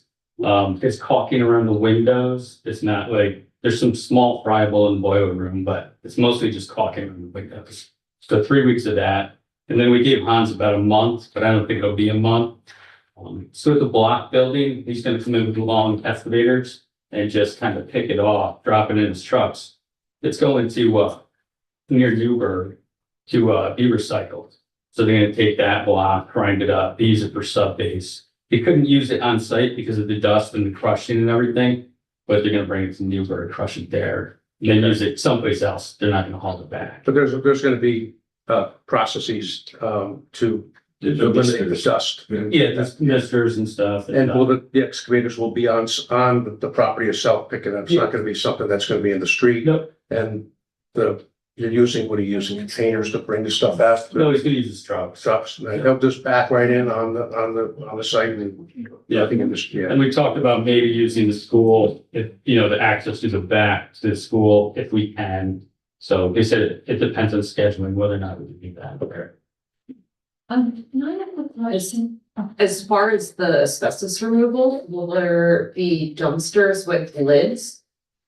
Dumpsters, but I don't remember where, there's not a lot of asbestos, so I mean, there are It'll be heating, like the rack. They typically bag it. Yeah, oh yeah, it'll be. Well, I've seen it, yeah, I've seen it not in contained Yeah, they spaces typically as bag. well. Well, there's specifications you have to go through during remediation. I'm sure they're gonna follow. Yeah, I think it's on. There's a plan that's. There's a plan for it. Whole Yeah. asbestos plan and demo plan. And then New York State Department of Labor, I'm sorry. No, it's good. New York State. Yeah, Department of this Labor is just, inspects those. About the demolition process. I am thinking about like asbestos in older structures. But will the demolition affect air quality? I'm wondering about that. No, they're gonna run negative air machines inside with the friable material. And then, like I said, the outside is just caulk. They just contain it with plastic, like 6 mil plastic. They'll be up on the lift and they'll just scrape it out. So we don't have to worry about air quality and breathing. I do not think, so. I mean, they have to meet the regulations of the Department of Health. They can't, and Which are designed and intended to Yeah. mitigate air quality. Thank you. Deb, do you want to, part of this presentation was that we were listening to some of the comments that we had heard previously, and we had addressed those comments in some of the design, but I just wonder if you want to. Sure, we can go, we did the ownership, okay. We did the parking, let's go through this, because I think to your point, I think some of the other things will get answered. I wanna make a point here. So this is your building now. This building is 1 foot 4 inches taller than this building. So it might, you know, as you were saying, sometimes perspectives can be the psychology of looking at an image, the point of view, it's tough because an image is an image, but this building is not actually taller than this building significantly. Will there be solar panels on the top? No, not ones that go up. We will do them. Nothing is going to extend beyond here. We can have solar. It doesn't have to be one of those big slanty, tall solar panels. They flatten out. It can be flat, yeah. That's all? So- Yeah. Yeah, so, but heard, right? But it's not taller. So that's to know. It is somewhat wider, and as stated, it is long. But the way it presents itself, it has been designed to model. I know this now has a different porch, but, but this is the only thing you can get on Google. So, but it's split, as Dennis said, into parts to model, the kind of vernacular home that one even sees next door. The 3 bays is very domestic. Yeah, it's a domestic front of a 3-story building. But there are 2 of them. And so that has been the idea from the get-go, and got some good input from Suzanne. I'm getting so let's keep going. And yeah, this was just could you make this a little smaller, Christopher, or to make it full screen? Because this is kind of. Go to presentation mode. If you go to presentation. Because it's on Meeting Cloud, I didn't download the presentation. This is the link to this is on our site. Okay. So it's not Okay.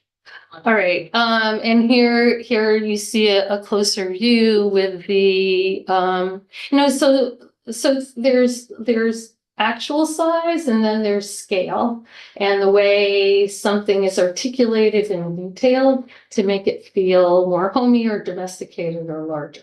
And so if you start to look closely at the way the clapboards go and the change in the batten board on the top and the ocular window and the big entablature around the doorway, I mean, these are all domestic ways of making a building, bringing down the scale. Can I ask a question? It pertains to You'll have to ask. It pertains to design. I'm just curious. Can I ask a quick question? I'm curious as to why the porch and access was put on that side of the building where it's so close to Mrs. Carr's property versus the opposite side where there was more green space between the existing building and the next. Yeah, and I think we talked about this once, even, but maybe not you, but this is the south side of the building. Everybody's living room needs to face south to have a good quality of life. This is the north side of the building. It's a covered porch that gives access to the units. Mrs. Carr doesn't mind. So when you put all that together, it although that's not how we. I'm not sure what you're saying. Oh, no, I'm so sorry. I'm so sorry. The fact that the entranceway is on the side of the site. Yeah. Facing Right. your property, Mrs. Carr. It doesn't face it. Well, It doesn't face, it faces the street. Yes, thank you. Thank you. Let's keep going. Okay, so I'm so sorry. Let's keep going. Anyway, everything faces, all the apartments, their living rooms face south. Let's keep going. I'm not sure. Okay, so this is the agreement with the Kingston School Board, right? It's kind of signed in writing. Let's keep going. Yeah, so here is the site plan with the parking spaces that in fact the Kingston School Board is fine leasing to us, and then it will go under referendum. This is the new fence. And then their parking, they've not lost any parking spaces. It's the same number of parking spaces. Those parking spaces were here. They've now shifted here, but this is 24 feet. This is 24 feet wide. 2 lanes. 2 lanes. Thank you. Yeah, 24 feet means 2 lanes. Thanks. Right. So, it was oversized to begin with. The school board has told us it's used primarily for faculty parking, that there actually aren't parent cars that use this part of the parking lot. So, and that from our understanding, it's not, it was for drop off and pick. Right, so. Pardon? It's not true.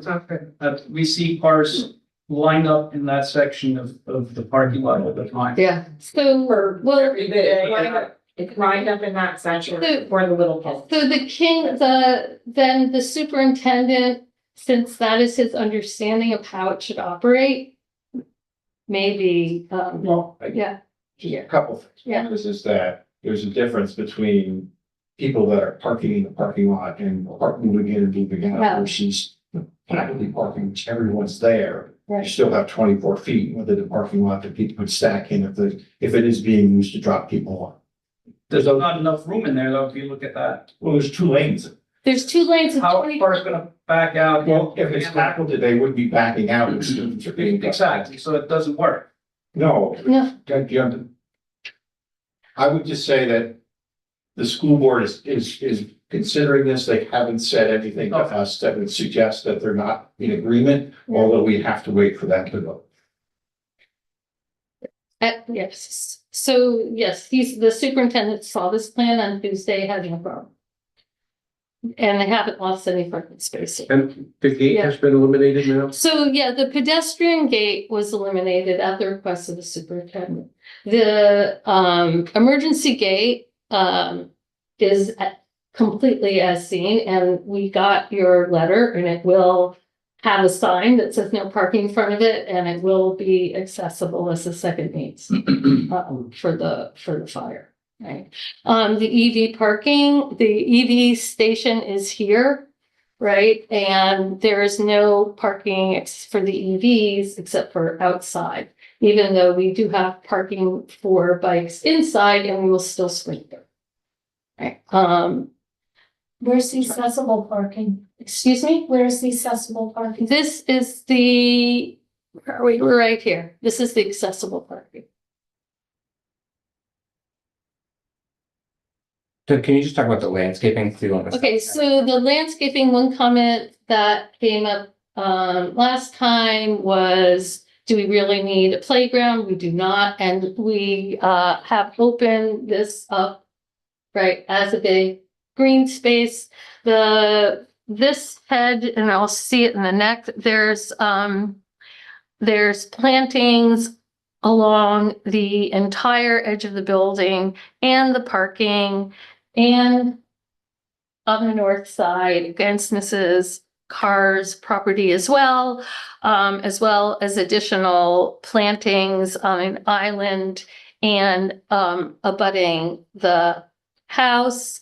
There is a planting strip between this parking lot and the school parking lot on our side of the fence. Now, what do there are fences then in relationship to the plantings along the entirety, and they have different heights for different reasons. So there is we've raised this fence to be 6 feet, and it's got the arbor vitae, which go to 24 feet along them. Separating it from these are the houses and their garages.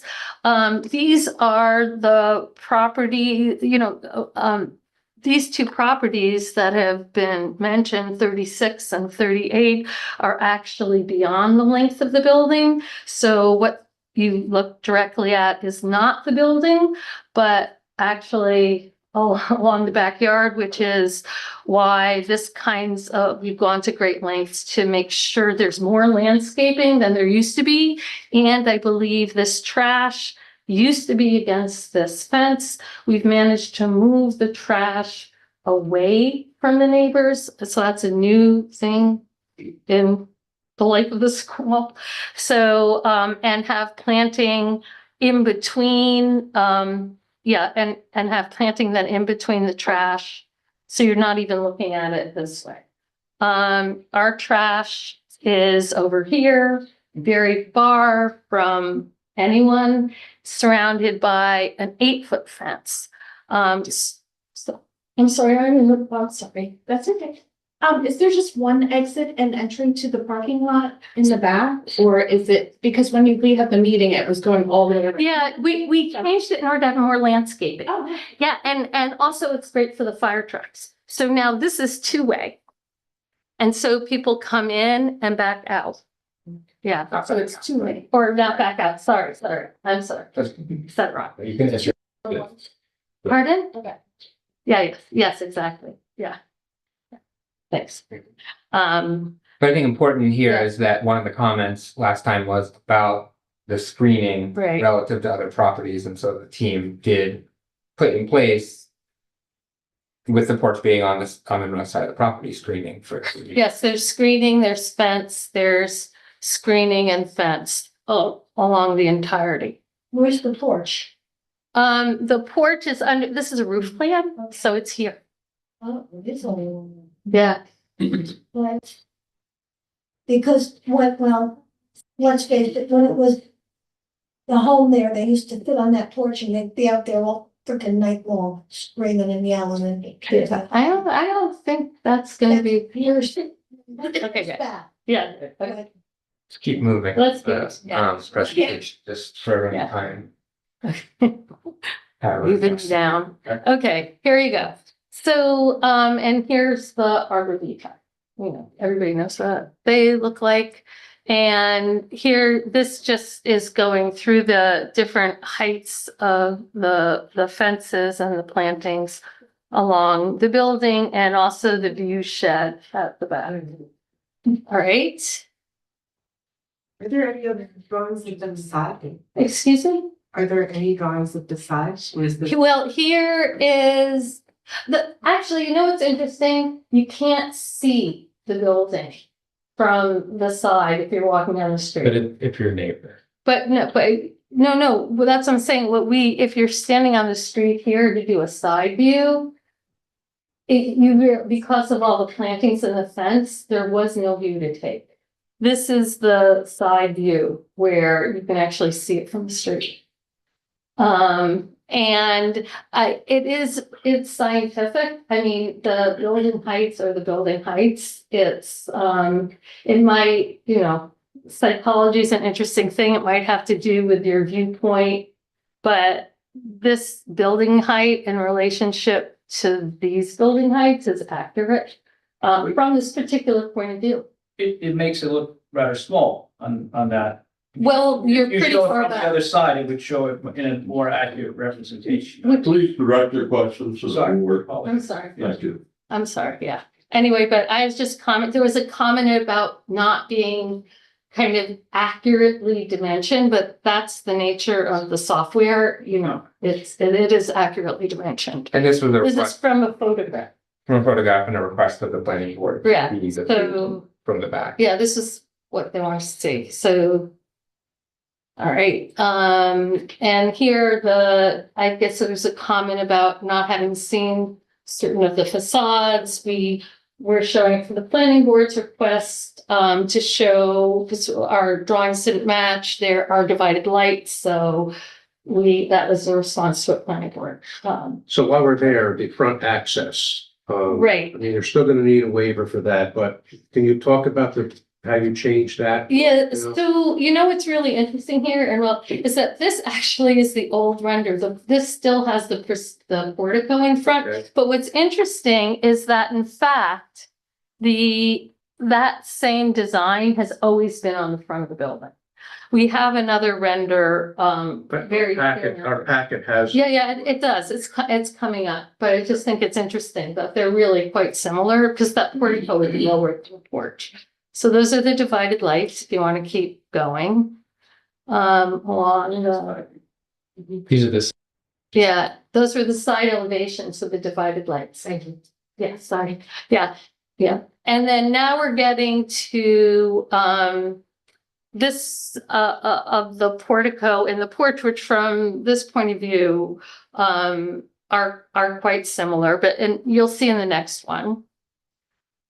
Where originally we had this, a trellis and then the entablature behind. There was a request to bring that porch further out. I mean, it's always been a front porch and that you went through that entablature and you have steps and a porch and then it continues down the side of the building.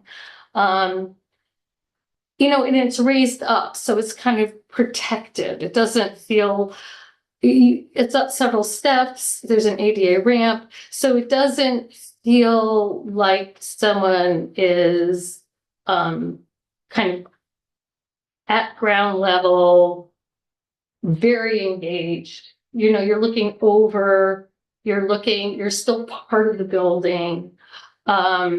So it Similar to a front porch of a house. Similar to a front porch. Thank you for, yeah, exactly. Similar to a front porch of the house. But here you see the most recent design of how to make the porch even more porch-like at the front of the building. Right. And here you see the side porch. This is what I mean. For the side porch, it's very much a porch, but it's also it has a kind of protective layer between it and the surroundings. I mean, so you don't feel like you're in the driveway, you don't feel like you're in the neighbor's yard, neighbor doesn't feel like they're in your yard. There you go. And I think that might be it. Yes. I think you better ask them. And then they can ask. I'd like to have some clarification on why it's necessary to have the waiver to make it 20 feet longer.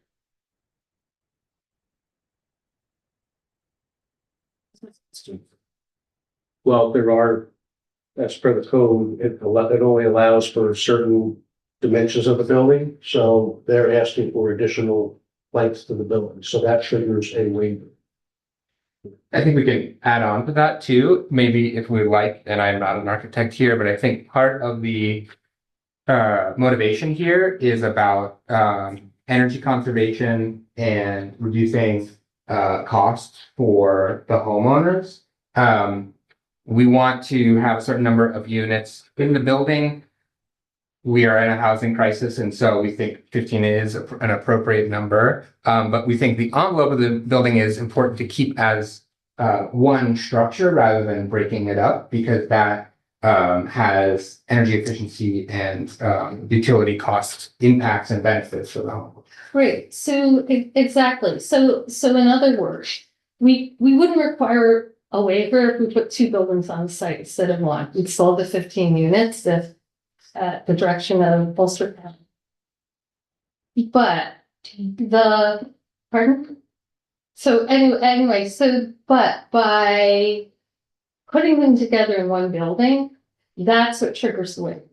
But the open space is not less. In fact, our yard is bigger because we don't have to have the kinds of infrastructure of walks and drives that get moved to both buildings. We don't have to have two heating systems. We don't have more envelope that loses energy. We are able to give south-facing bedroom, living rooms to everyone. Is it originally two buildings? There was an attempt, there was an attempt to do that, to avoid the waiver. And we tried our hardest, but this is a better. Yeah. Actually owns the building once it's all completed and built. Is it the city of Kingston or all the people that have purchased these units? Right. So that's what Jesse was explaining. Maybe there's like a really simple way to say it. So the building itself will be owned collectively by everybody that owns their apartment in it. Yeah, that's the simplest. Yeah.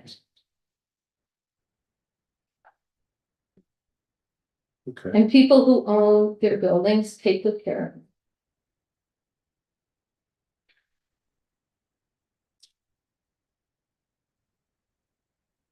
them. I think there's a question back there. Yeah. Is there any estimate for cost, like how much the pricing is for these homes? Yeah, so at about they're going to be heard at 60% of area median income. And that will be a range of between about 140,000 to 190,000, for going from the lowest amount of bedrooms to the highest amount of bedrooms. The difference. And this is for families making depending on household size, $60,000 to $70,000 a year. So an affordable apartment specifically for working class folks who, pump our gas or not pump our gas, but work in our grocery stores and work in City Hall and make the average wage of a resident of the city of Kingston. Thank you. And it's still going to be a 15-unit structure.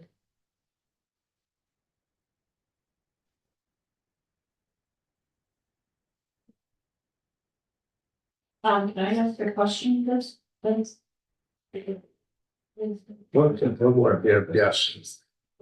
How will this impact our taxes? Will it increase our property value or decrease? Because That's not a germane question to what's going on at the board. That's something that the planning board doesn't have control over. Oh, Okay. Good question, but that's not. Probably that was enough board members. What questions you might have. There is in your envelope, within your packets, there's a sub packet of just information on this. As recently as this afternoon, the written response packet was updated. It's been uploaded to the website. The last one was a Friday rendition that had gone out as well to all of you. So I don't know if you have any further questions. They've responded to planning board comments that have been given to them to date. They've responded to building safety, the fire department, urban forestry comments. They've responded to public comment that was received prior to tonight. So if you have any further questions or you need clarification on anything, I would like you to ask it now.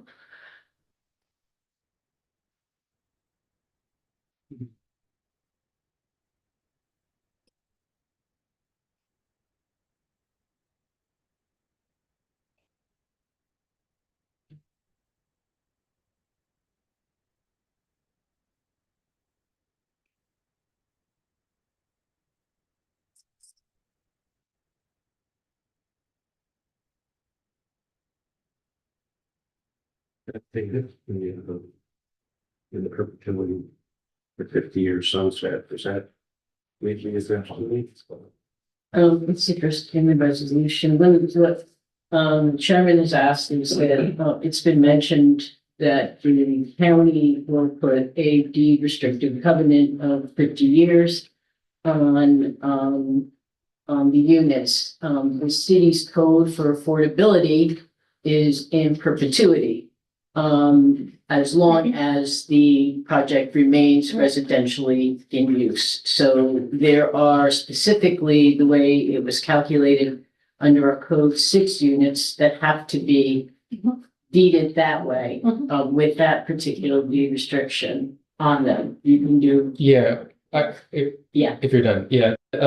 Additionally, because the ground will be deeded to Taproot Community Land Trust, whose agreement specifically will be worked out with the cooperative that forms, those same affordability restrictions will be in place in perpetuity via the continued ownership of the property by the nonprofit organization Taproot Community Land Trust. Patio. Yeah, I just want to add to that. I think we did have some back and forth on this with Bartek too, and we asked them to receive the template or a copy of the restrictive covenant you use for affordability in perpetuity. I don't think we have a problem with that versus the 50 years. Okay. If that's where I remember leaving it with within that email of, we have a restrictive covenant we use as a template with 50 years, but you have one for perpetuity, we'll use that one.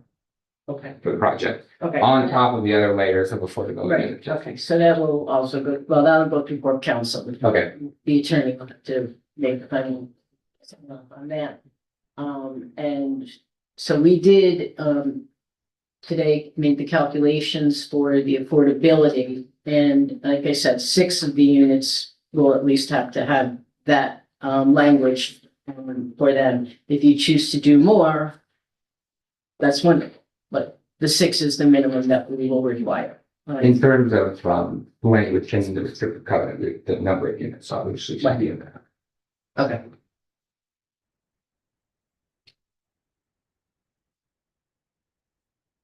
I mean, everything for the comments from the last couple of meetings has seemed to be addressed appropriately. It covers everything that's been asked or commented on. So,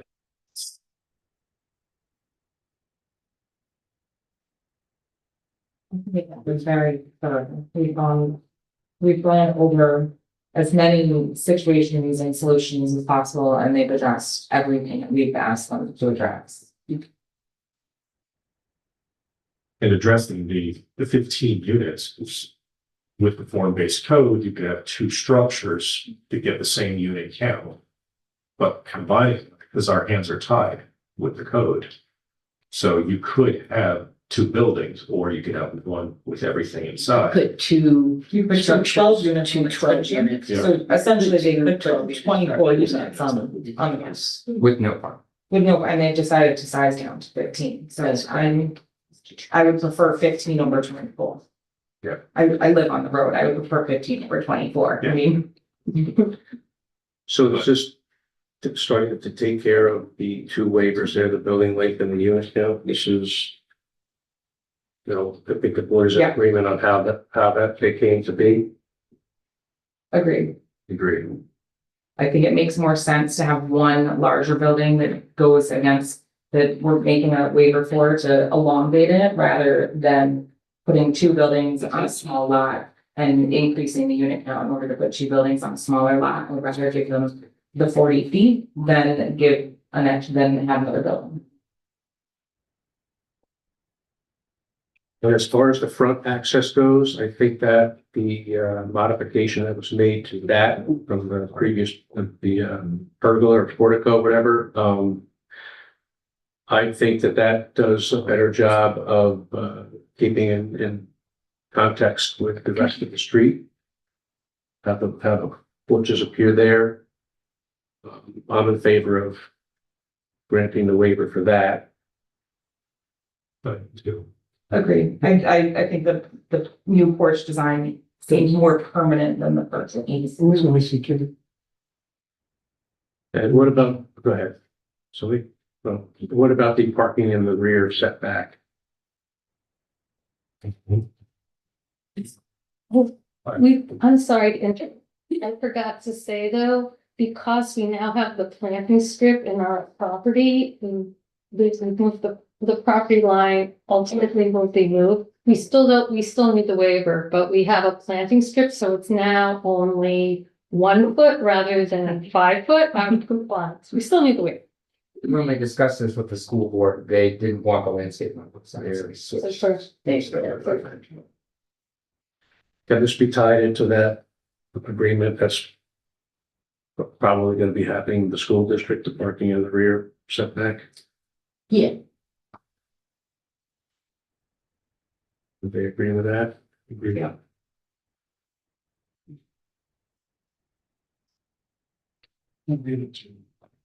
Great. You do have some resolution forms that were provided to you. I don't know if you want to take a look through them. They do have multiple conditions incorporated into them. You also have seeker documentation there. You will need to, if you decide to move forward with that, you'll need to go through parts 2 and 3 on that. And there's another resolution for that as well, in your packets. One thing I will say, and there's been a lot of discussion about demolition and the asbestos. There is a full asbestos abatement plan online that will be monitored through our building safety division, as well as a demolition and logistics plan. Asbestos abatement will happen first and will have to be completed before any demolition takes place or any demolition permit is issued. There is specific insurance that the city requires, and there are specific licenses that the individuals who are carrying out that work have to maintain. And so it's not just, you can't just be anybody that goes in there and does this work. You do need a certain degree of training and education and, behind you. So Will they let us know when that's gonna happen? With the pending posting before it starts. And also to your point, the state has its own inspectors that do asbestos inspection, so.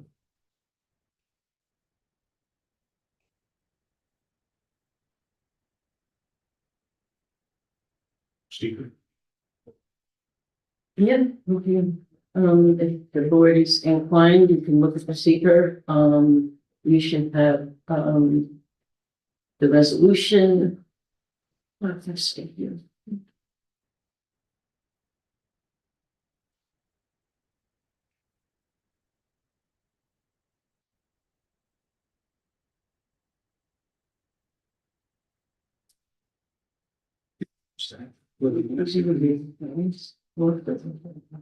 Okay. Which one is that? That's gonna be part of it. The wings will keep us on these. Okay.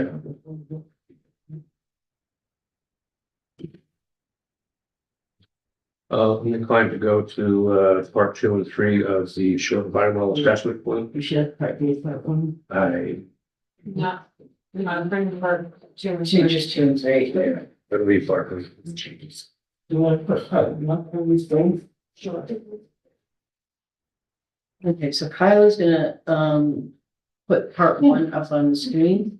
For those of you who aren't familiar with seeker, they're 3-part form. Part 1 is project information that is completed by the applicant. Often they use the assistance of the New York State MAPper program to help them complete portions of that form. And that gets submitted to the city or to the agency, which in this case is the city planning board. This is an unlisted seeker, but by resolution and agreement with the applicants, we chose to go through a coordinated review. So the planning board sought lead agency status. A coordinated review is when there are multiple agencies. One agency notifies all the other agencies that they intend to act as lead agents. And that lead agency will do the review, make the decision, and then the other agencies are bound by the lead agency's determination on the environmental significance. So we are following that process here. And they've submitted part 1, and you have a part 2 and a part 3 drafted for you to go through. If you agree or disagree, that is what you to look at now. So you have part 2. If you have questions, you can refer back to the initial information that was submitted or any of the other documents as well that are supporting your determination here. So there's been, the stormwater impact has been submitted and reviewed by engineer. As we said, the asbestos abatement plan, you've got the demolition plan, you've got plans that show erosion control, you've got lighting plans, you've got landscaping plans, you've got the architectural design, you've got public improvements along the street, which include sidewalks and pedestrian elements such as that. So there's a lot of additional information in addition to part 1 that you need to take into consideration when you're reviewing the seeker. I just want to say, before we go into these other forms here, the resolution, I meant what I said when I wasn't criticizing the folks who came tonight to speak at our public hearing, okay? I shared with you that, we have been in deliberation with these applicants for quite some time. A lot of these issues have been discussed. And I hope that a lot of your questions have been answered tonight. I've spent 32 years on the Kingston Fire Department, and I know this property intimately. 4 of those years were building safety. And there's no doubt that, to me, this building has to come down. And the applicants are gonna do it in a manner prescribed by law and the safety of all the residents around this area. And I think that the construction of this building the applicants have given a lot of thought into it and how it's gonna appear and fit in with the rest of the neighborhood. They could have made it bigger and they chose not to. So, I mean, these are small things that I think keep in mind of you know, how the residents, not just of this area, but in Kingston in general, are gonna look at this project. So, I mean, this board put a lot of work into formulating where we are right now. And again, I just want to assure, you know, the people, not just at this public hearing, but at previous ones, that we take everything what folks say into consideration. And you may not agree with everything that we say. And, you know, there are some things that are brought up at our meetings that don't even pertain to what we can include in our deliberations. All right.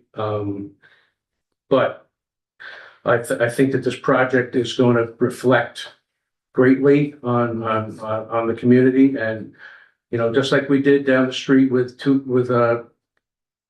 Chiz's place, how we had an opportunity to start fresh and, you know, get rid of some blight and move forward in a positive direction. And I think that this project will you know, work to get to that point. And I just wanted to let everybody know that how I felt. And so that's it. I think we should move forward on this. Part two. Okay. Short environmental assessment form, part 2 is the impact statement. Assessment. Oh, impact assessment, yeah. Yeah. We should go item by item, right? Mm-hmm. Yeah, so will the proposed action create a material conflict with the adopted land use plan or zoning regulations? I think it's no or small impact may occur. Does everybody concur? Agreed. Agreed. 2, will the proposed action result in a change in the use or intensity of the use of land? No or small impact may occur. Do we agree? Agreed. Okay. 3, will the proposed action impair the character or quality of the existing community? No or small impact may occur. Agree? Agreed. 4, will the proposed action have an impact on the environmental characteristics that cause the establishment of a critical environmental area, CEA? No or small impact may occur. Agree? Agreed. 5, will the proposed action result in an adverse change in the existing level of traffic or affect existing infrastructure for mass transit, biking, or walkway? No or small impact may occur. Agree? Agreed. 6, will the proposed action cause an increase in the use of energy and it fails to incorporate reasonably available energy conservation or renewable energy opportunities? No or small impact may occur. Agree? Agreed. 7, will the proposed action impact existing public/private water supplies? No or small impact. Agree? Agreed. Public/private wastewater treatment utilities. Agree? No or small impact. Do we agree? Agreed. 8, will the proposed actions impair the character or quality of important historic, archaeological, architectural, or aesthetic resources? No or small impact. We agree? Agreed. Okay. 9, will the proposed action result in an adverse change to natural resources like wetlands, water bodies, groundwater, air quality, flora, or fauna? No or small impact. Agreed. 10, will the proposed action result in an increase in the potential for erosion, flooding, or drainage problems? No or small impact. Agreed. 11, will the proposed action create a hazard to environmental resources or human health? No or small impact. Agreed. Okay. Don't we just read the bullets in that one? Okay. Short environmental assessment form, part 3, determination of a significance. Plan includes demolition of the existing building and construction of a new 15-unit residential building. The previous use of the property contained a boarding house with 27 bedrooms housing 51 people. The new building will be larger in scale. However, the overall intensity of use on the property will be reduced. There will be significantly less residents. The building will be new with energy-efficient heating, lighting, and appliances. The asbestos abatement plan submitted will be adhered to, eliminating asbestos on site. The stormwater plan and addendum show a reduction in stormwater runoff compliant with the City of Kingston Code. The new 15 units will be owner-occupied using a limited equity housing cooperative. Off-street parking is being accommodated at 1 space per unit. EV charging is to be installed and e-bike charging stations will also be provided. Interior storage space for all residence units is offered. The applicant is developing cross easement and leasing space with a school for on-site amenities, ultimately looking for purchase.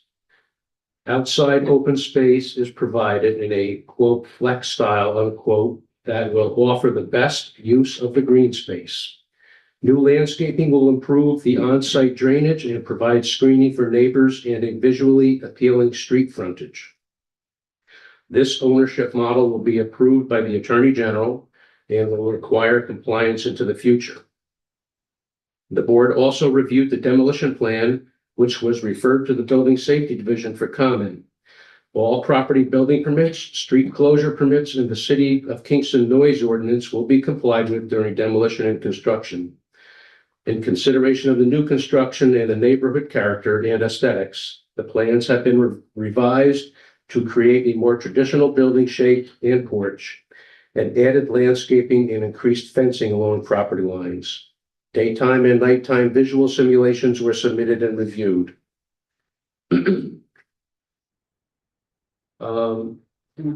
Add anything? Make any comment? That was pretty comprehensive.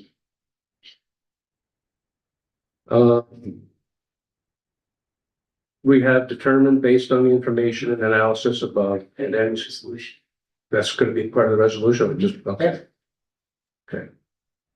All right. We're gonna have to break this into teams too for the resolution. That we might have to. All right, let's do it. If we got two, we got some. Do you want a resolution? I can start, yeah. Okay. Resolution of the City of Kingston Planning Board adopting a determination of negative declaration of environmental significance over 21 Elizabeth Street, portion of 67 Wall Street under the seeker process, 6 NYCRR Part 617. Whereas Magia Construction, the applicant, has submitted plans along with a completed Part 1 of the short environmental assessment form, SEAF, to the City of Kingston Planning Board, hereby known as the board, for demolition of an existing building and construction of a 15-unit multiplex with the supporting infrastructure and improvements. And whereas the project is located at 21 Elizabeth Street on a portion of 67 Wall Street, SBL 56.124-1-12 and 56.124-1-1. And whereas under the initial review, the board determined the action to be unlisted under seeker. However, the applicant and the board agreed that a coordinated review was in the interest of all parties due to the scope of the proposal and number of agency reviews required. And whereas after receiving no objections, the planning board adopted a resolution dated December 8th, 2025, declaring themselves as lead agency in the seeker review and considered all documentation submitted to determine significance of the action on the environment in compliance with the New York State Environmental Conservation Law, also known as seeker, and the regulations promulgated there under the regulations by the New York Department of Environmental Conservation, 6 NYCRR Part 617. And whereas in support of this project, the applicants have submitted plans, applications, and other documents as defined under Schedule A, attached and made part of this resolution. Whereas the findings and recommendations of the above documents, where applicable, shall be incorporated, And whereas the board circulated for comment and review and consideration statements received from the Ulster County Planning Board, the city engineer, Kingston Water Department, and Kingston Fire Department. And whereas the board has completed and attached part 2 and 3 of the SEAF. Now therefore it is to be resolved by the City of Kingston Planning Board as follows. Section 1, that pursuant to the 6 NYCRR Part 617, the City of Kingston Planning Board hereby renders a determination of negative environmental significance, recognizing all conditions as described within the document presented, and adopts the negative determination as final. Section 2, that all identified involved and interested agencies will be notified of the Kingston Planning Board determination of this decision. Section 3, that this resolution shall take effect immediately. Oh, You need that motion. I'll make that a motion. okay. Do we have a second on that? So Matt Gillis. Any discussion? Okay, all in favor, Wayne Platt is a yes. Charles Palaco. Yes. Matthew Gillis. Yes. Vince Archer. Yes. Sage Newkirk. Yes. That is adopted.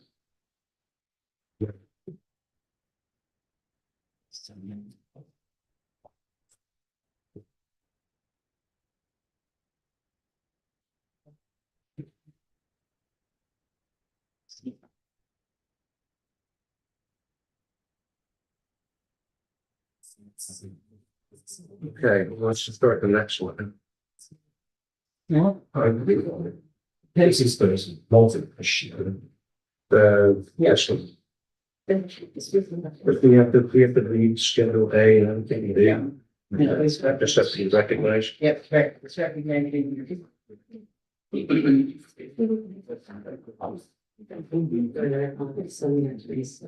Hey, Matthew. Thank you for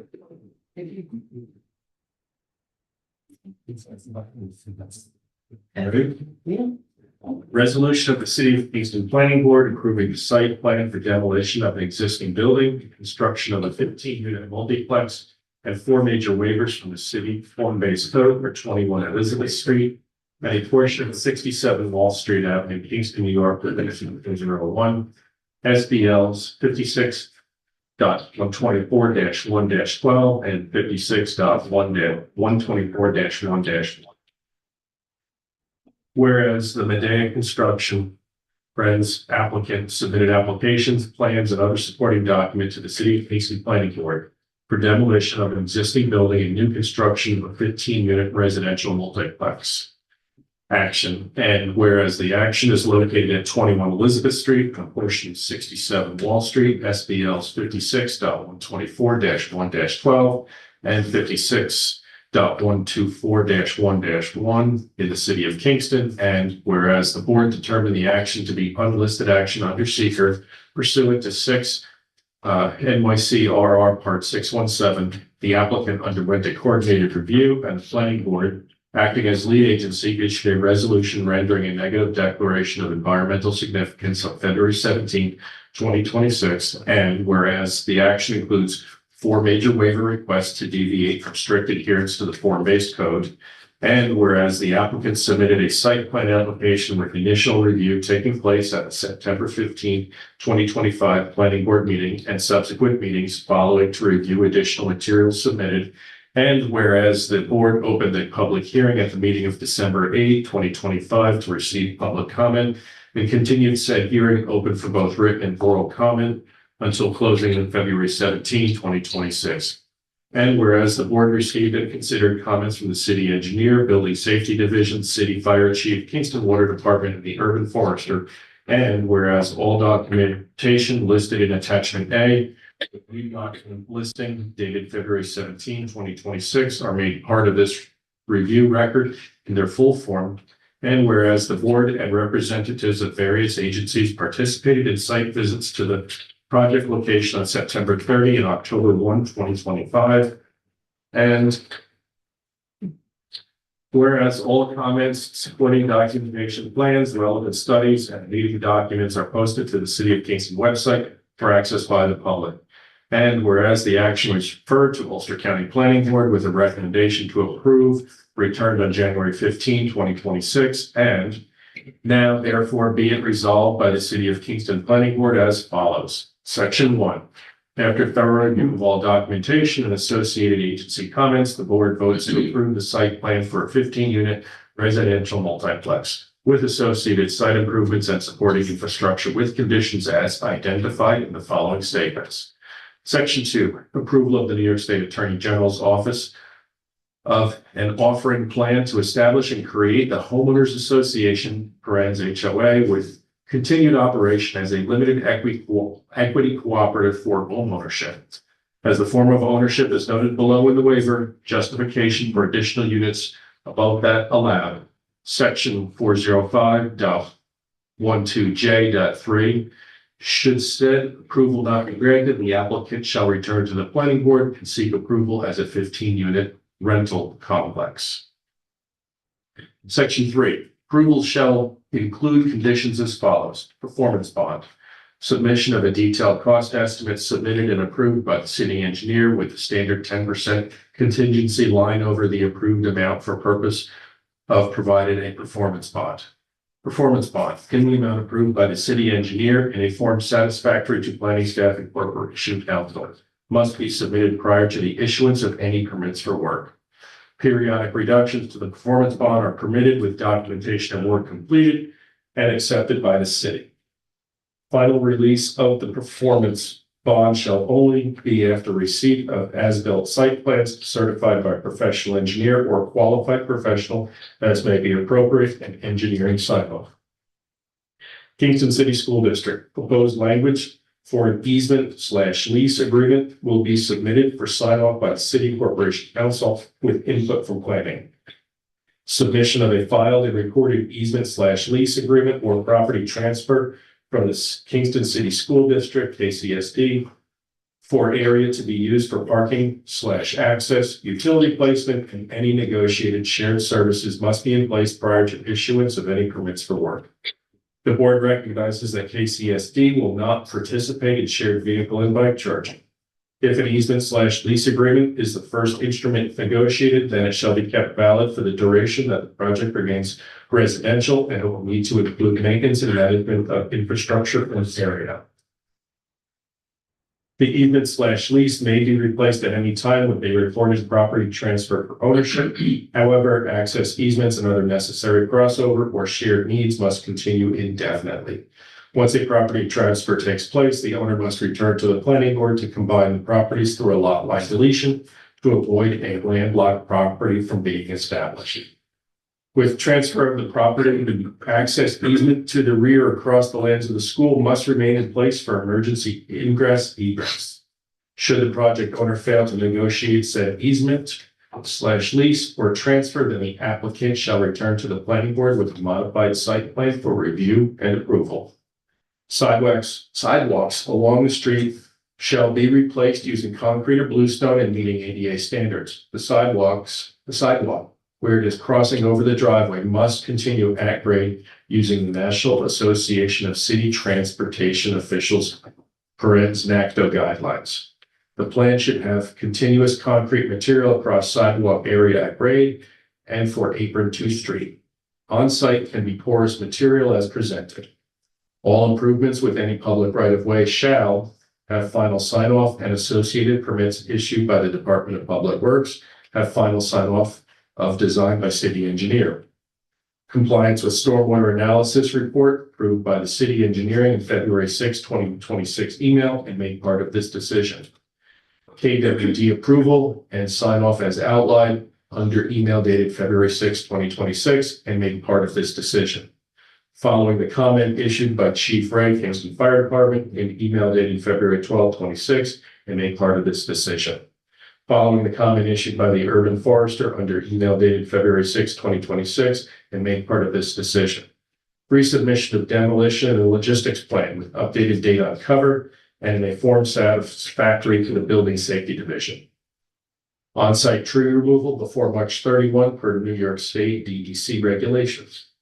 The following board policies are hereby incorporated into this project authorization. Parens, full text of board policy are attached as Schedule B. Policy 1A, stormwater compliance. Policy 2, replanting of trees. Policy 3A, and 3B, as-built plans and performance bond. Policy 4A, lighting levels and adjustments after if needed. Policy 6, affirmation of compliance with approved plans. Policy 7, active approvals 1 year. Policy 8 and 8A, clerk of the works and project directory. Policy 9, surveyor must mark out new construction limits prior to disturbance. Policy 10, signage compliance with 405.17. Policy 11, emptying of dumpsters during normal business hours. Policy 12, maintain accurate contact information. Policy 13 and 13A, dig safely on plans, utility content. Policy 14A, zoning data, abbreviations table.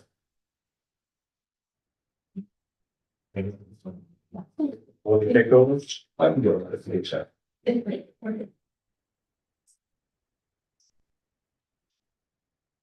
You want to go after Edna? You want to read this after he's done?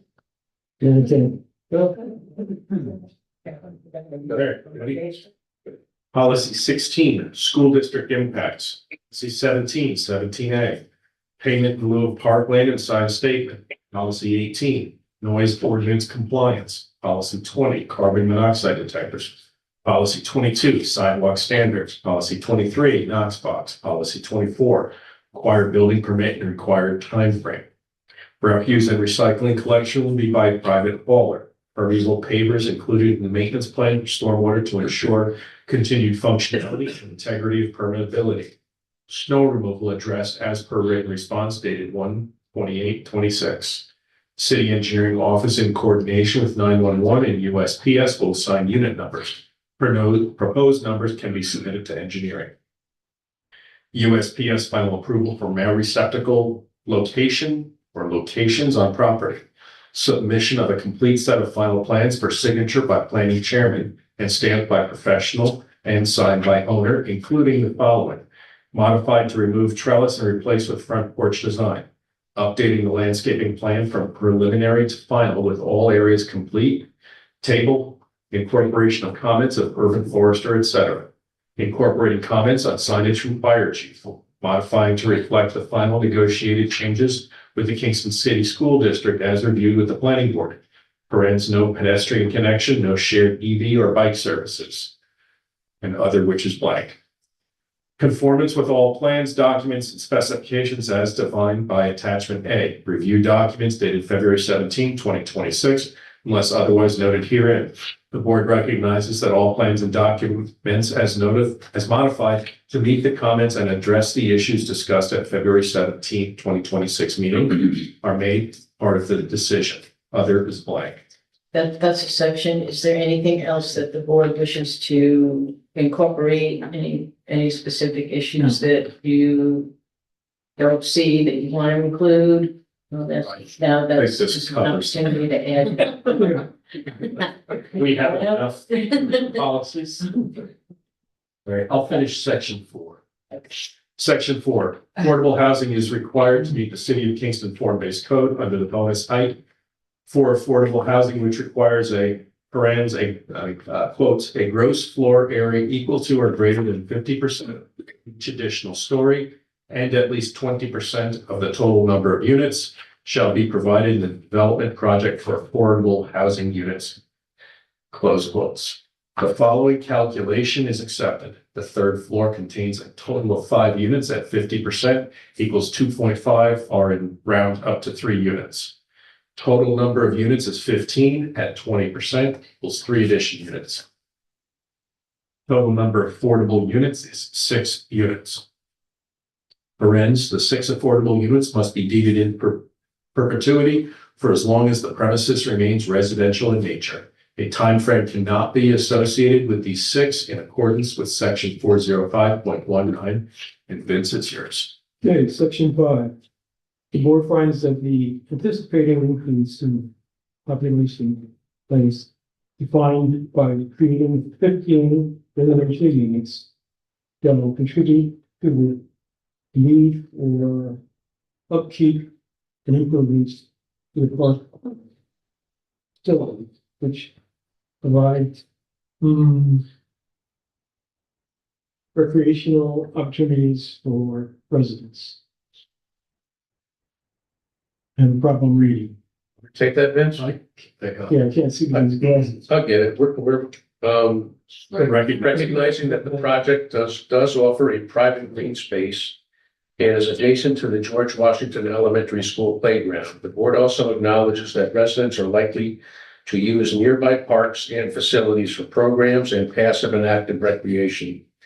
Increases in use and attendance require strategic planning to meet the needs of our residents and provide high quality of life experiences for all. Each impact, small or large, must be taken into consideration so we can best prepare for the future of our community spaces and offerings. The Recreation Trust Fund is utilized to help supply new playgrounds, pavilions, and amenities to contribute back to the city's parks and programs, and allows for the department to continue to grow its recreational opportunities to meet the growing community needs.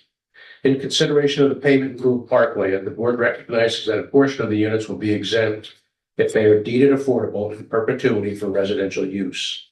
It is noted that there will be a 50-year covenant only from Ulster County for affordable, and while substantive,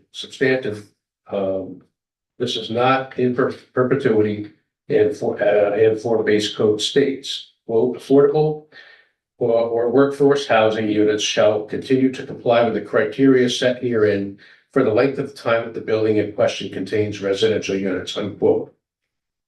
Based on the code requirements for exempt units, the board hereby directs the applicant to remit a payment in lieu of parking to be placed to the Recreation Trust Fund.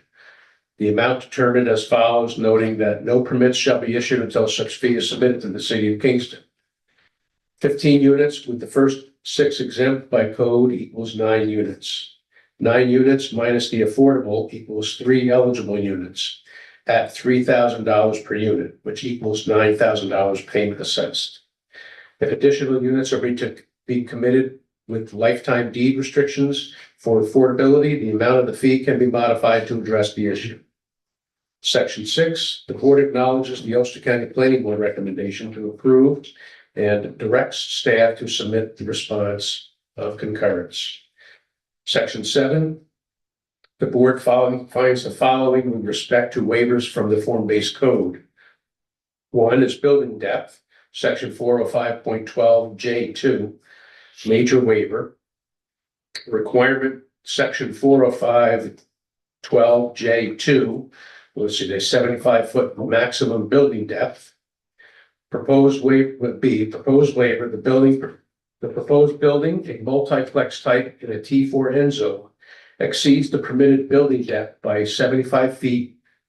Is that 270? Should say 275 feet? Of 75 feet. Of 75 feet by 41 foot 5.5 inches for a total length of 116 feet 5.5 inches.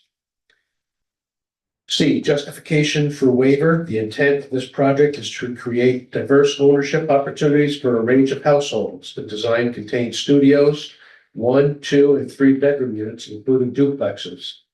The increased building length allows for greater variation in unit type, as well as additional meaning. While it is a walk-up building, the ground floor is fully accessible to prioritize both those with ability and elderly residents. The increased building length allows for more accessible units, 4 in total, on the ground floor. The building massing replicates the structure of the 3-bay homes of the neighborhood, with 1 3-bay facade stepped back from the other. The building length is not apparent from the perspective of the street. Finding, the board discussed this at meetings and requested additional visuals to be submitted. The board conducted site visits to the property to see the size and placement of the building on the site. Adjustments have been made to the screening plan for residential neighbors, including higher fencing and additional landscaping. Is there any other language you want to add to the finding? I know they discussed that they had looked at alternatives in terms of the potential for 2 buildings on the site. that we would ultimately reduce additional units, and we chose to go with the one single unit. I don't know if you want to add that. Will additional verbiage strengthen the case? I mean, we can add that. Is that something? You're gonna write that in now, or yes, and then we'll, that. Does everybody agree with that? Yes. Okay. We go. No, you can go on. Okay. Two is a number of units in a multiplex, which is section 405-12J3, major waiver. A, requirement for section 405.12J3, 12 maximum number of units per building in a T4 zone. B, proposed waiver. The proposed building contains 15 units. C, waiver justification. The increase of 3 units allows Kingston to build 15 units of deeply affordable home ownership units for a diverse population at 60% area mean income, providing much needed housing within a building that respects the intention of the form-based code and the scale and qualities of the neighborhood. Finding, the intent of the T4 and Transect is to provide a variety of housing choices with medium to high density building types. The proposed ownership model for this building is a unique housing type for Kingston that will help to offer an ownership opportunity for 15 households. An increased number of units is needed to operate this model in a sustainable way in management of the HOA and long-term maintenance and oversight. Can we add to that additional buildings could be, additional units could have been constructed at the site, right? Is that? And they chose to, I mean, I'm gonna add that verbiage. Additional units could have been added. They could have gone up to 24. Agreed? Yes, okay.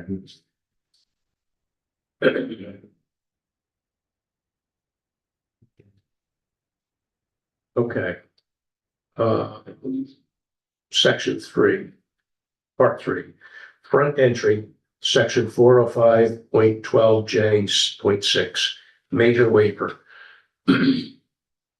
A, requirement, section 405.12J.6, units shall enter from a common entry on the front street sidewalk. B, proposed waiver, units are entered on the side of the building via common entry, front facing porch. C, justification for waiver. We respectfully ask to be granted a waiver to allow the entry porch at 21 Elizabeth Street, which is a variation on the form-based code. The code, section 405.14.G.1.A, principal entrances, states that every building shall directly face a street or public space. The entry to 21 Elizabeth Street is via a porch that faces the street and is approached directly from the sidewalk. The proposed porch meets the requirement of 405.13.2.B in that it exceeds 8 feet in width, which is 8 foot 10 inches as drawn, and 6 feet in length, and has the capacity for seating and gathering as an outdoor room. Code section 405.12.J.6 then states that it is as the common entry, the front porch needs to provide entry to all units. At 21 Elizabeth, the units are entered via an extension of the front porch along the side of the building, which is technically a side porch. The side porch is the equivalent of corridor access, which is allowed by code. The side porch has multiple benefits. It provides a covered accessible entry to all units, either directly through their vestibules or via the 2 stair halls. At approximately 9 feet wide, it provides a place to sit outside your apartment and converse with neighbors while enjoying the breeze and daylight.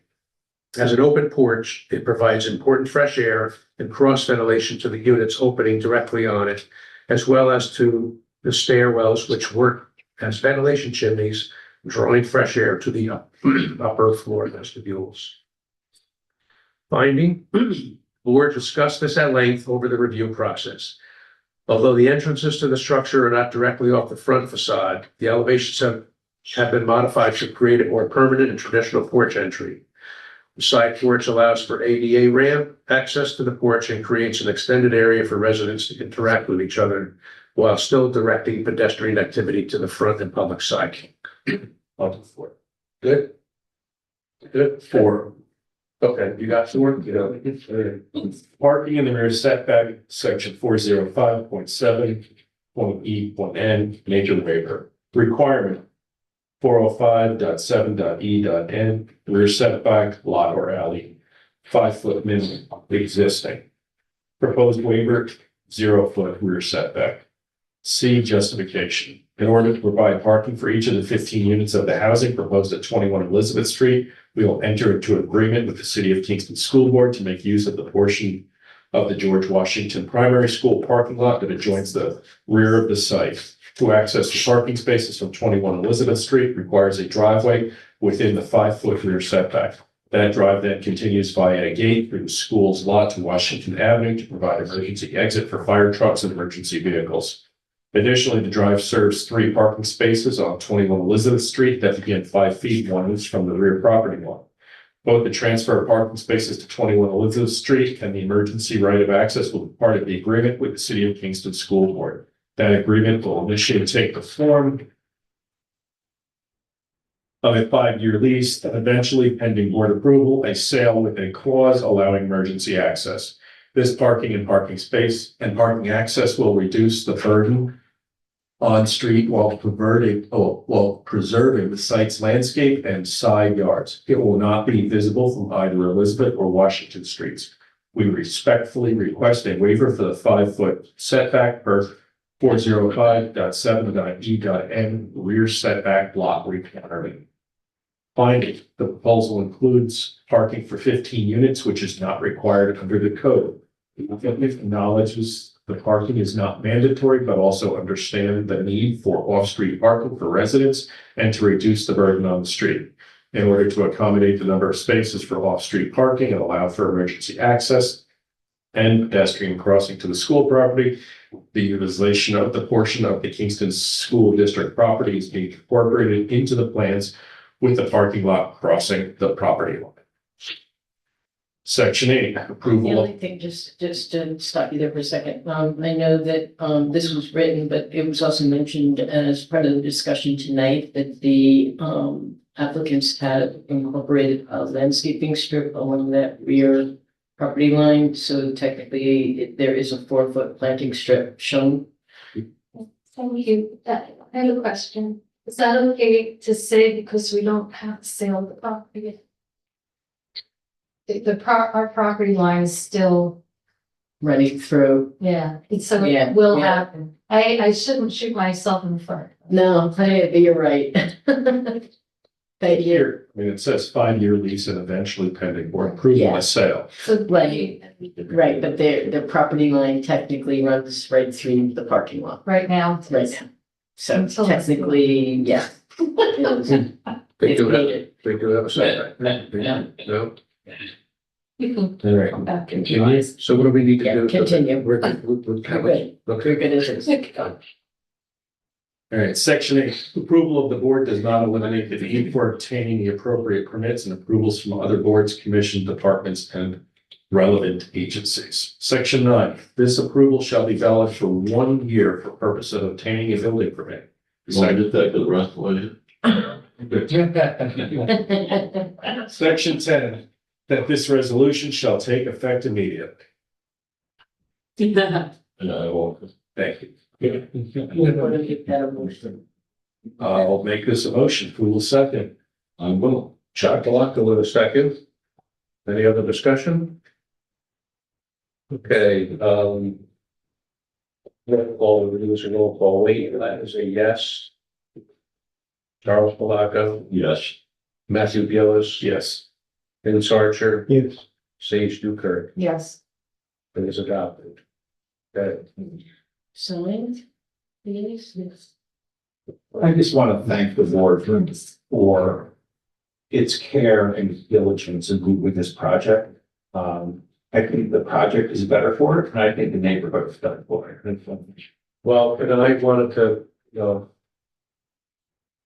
wanted to thank you folks tonight to what we allowed tonight was like, almost like a parliamentary, the House of Commons, back and forth, which is what we typically don't allow. So I felt it necessary to do that here tonight, and I think that, each part of your team did an excellent job in allaying these concerns about, late in the process. I know a lot of these issues have been discussed before, and I appreciate the fact that you were able to rehash and, take care of these people's concerns as well tonight. So I want to thank you for that, everybody. Right? Yeah, okay, is there anything, get out of here. We'll let, you come back, right? Your- Oh, yeah, you can, Andrew can come back. Thanks so much. Thank you. Thanks. Yeah. Yeah, I have a big, dark room and, yeah. I probably would have been like, I'm a man.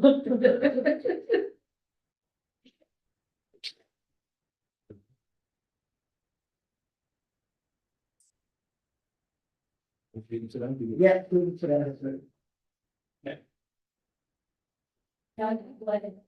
Did you nap? No, I don't agree.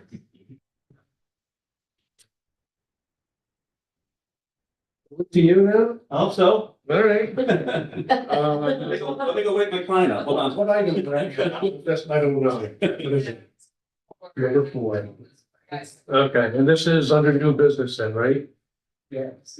All right, item 4 is 485 Broadway site plan to add a 6,667 square foot side and rear addition with a 236 square foot front addition to an existing retail building to establish a grocery store. Second block and lot is 56.26-10-1, secret determination, Transect Zone T5MS, Ward 5, Jay Dicey was the applicant, Justin Paul LLC owner.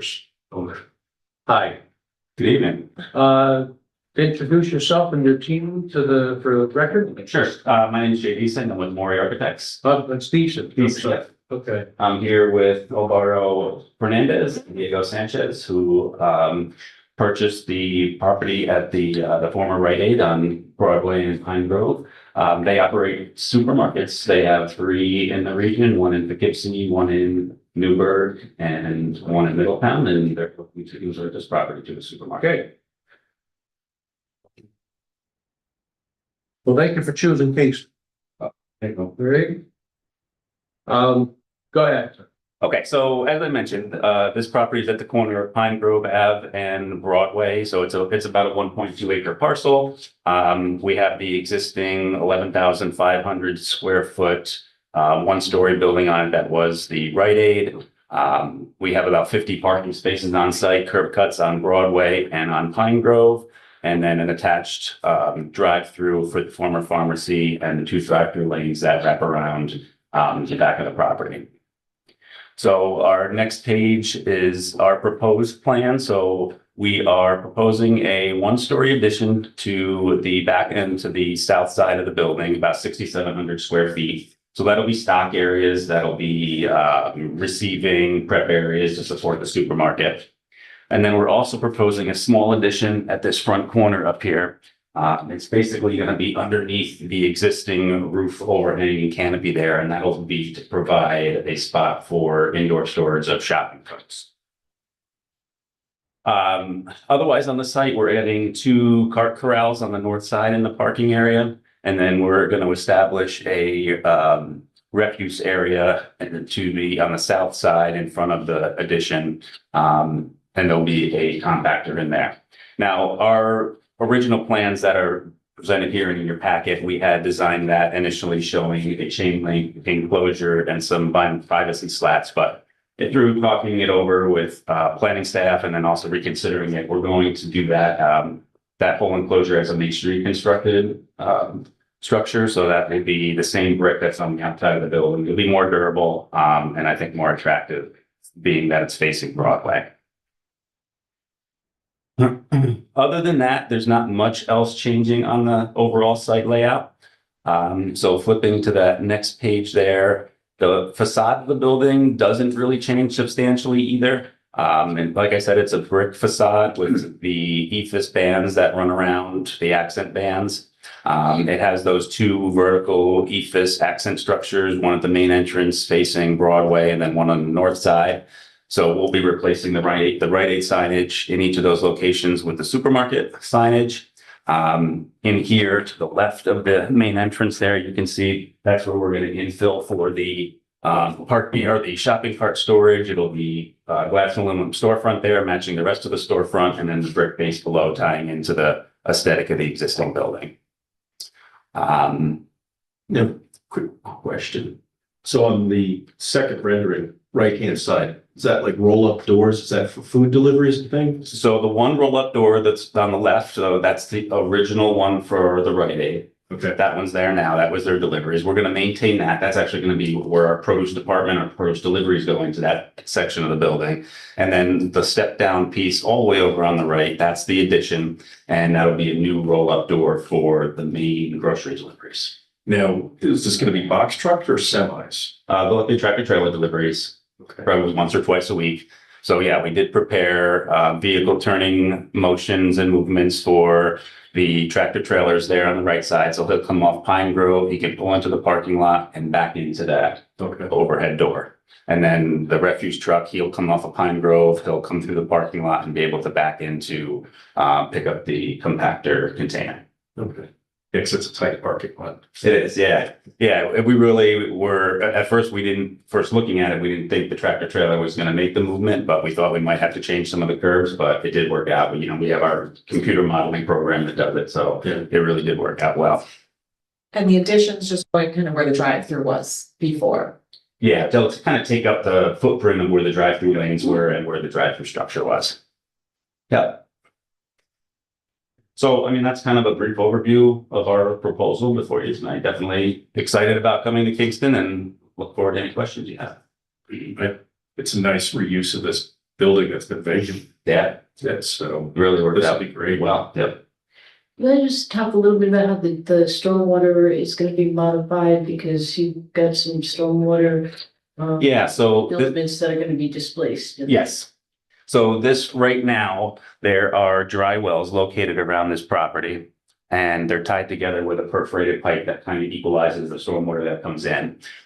So we're going to take two of these dry wells up in the footprint of the new addition. So I'm proposing to basically just replace them in kind to keep the same capacity of the system. One will move out into the refuse enclosure area, and then I'm going to put another one out in between the two that are out in the front area, and basically just reinstall that same infrastructure. How does that one in the enclosure area work with the compactor sitting right there? The compactor will be off to the side. So it'll miss it. And the compactor, the container sits up on wheels, so water is going to move around anyway. So there were some questions, I think, about the refuse pickup and schedule.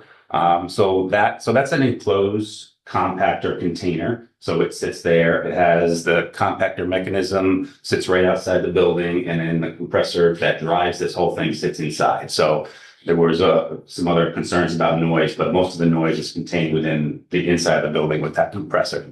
So they'll get pickups. The most frequent they would be is once a week. And then certain times of the year, they would probably be less frequent. So once a week is when that refuse truck would come and pick up that container. They take it, they empty it, and then they bring it. Is there any like bottle recycling, bottle returns? Yeah, so recycling pickup, that kind of thing? Yeah, so recycling, the biggest thing that's generated on site with recycling is garbage, or not cardboard for the deliveries and whatnot. So that gets all baled within the building. So then they get these big bales and then occasionally they come and they pick those up. So they'll be stored within the building. There's bottle returns. Every supermarket has to have that. It's a law. So all that would happen and then it's all stored within the building and picked up occasionally. We had talked about some in the staff notes, and I know Kyla sent them to you about some exterior modifications to the Pine side of the building. Yes. Yeah. So I know that was a suggestion. I think came from the mayor's office. So yeah, this north side facing facade of the building there. There was a suggestion to put some faux windows or perhaps a mural or something like that. We like that idea. The gentlemen are in favor of that, so we thought we would design a couple mural panels and then maybe put a nice little roof canopy over them and the accents, and really it would kind of dress up that. And the mural panels would highlight things that might be available in the grocery store, like pineapples or bananas or fruit or whatever, that could be depicted on it. So there won't be any advertisements like, sale, 99 cents, that kind of thing. It'll just be artistic murals, that kind of thing. And would they be changed out or once they're there, they're there? I think they'd probably periodically be changed. The few, remember we were talking about the fruit murals on the side of the building? No, what we're gonna do is to leave it there long as. Yeah. Okay, so they wouldn't change it once they're up. Unless they fade out, we'll change it. Right. Because they usually fade out. So they may be updated. Is that the colors of the building that's gonna, No, this isn't for some reason a real good rendition. It's the colors of the building are it's gonna stay the same? just gonna stay the same. The only thing we are changing, Chairman, you can see that red band that's there, that's blue right now. And the addition is gonna reflect the same colors as the, Same materials, it'll all be brick and the same colors to match, and that's white band that wraps around the existing building that'll tie the addition to, so it all kind of looks like it belongs. They're gonna do deliveries out of there, like people call up, like deliver. Now, where would that? Yeah, you do that, like. Well, only Uber Eats and stuff like that, they pick up when they take. No, the actually one of the application that Instacart, that's the most. And is there parking for bicycles? Do you have a bicycle rack planned for somewhere? Yeah, that was one comment, and we don't have it on there now, but we'll add a bike rack. You'll get a lot of kids. There's a lot there. You'll get a lot of kids in that location, so. Around 3 o'clock. Soon as school lets out, you're gonna get a lot of kids, there's gonna be a lot of bicycles, there's, Inundated, yeah. Yeah, especially when they're going to the Y and everything else, yeah. and the sign? So signage, as I pointed out on the elevations, maybe if you could just scroll, thank you, Kyla. But we're in those two vertical stucco towers, we're gonna replace the Rite Aid signs. And then up in the upper left there, there's a monument sign out by the street. So we're gonna repurpose that, keep the skull framework and just replace it with a grocery store sign. Okay.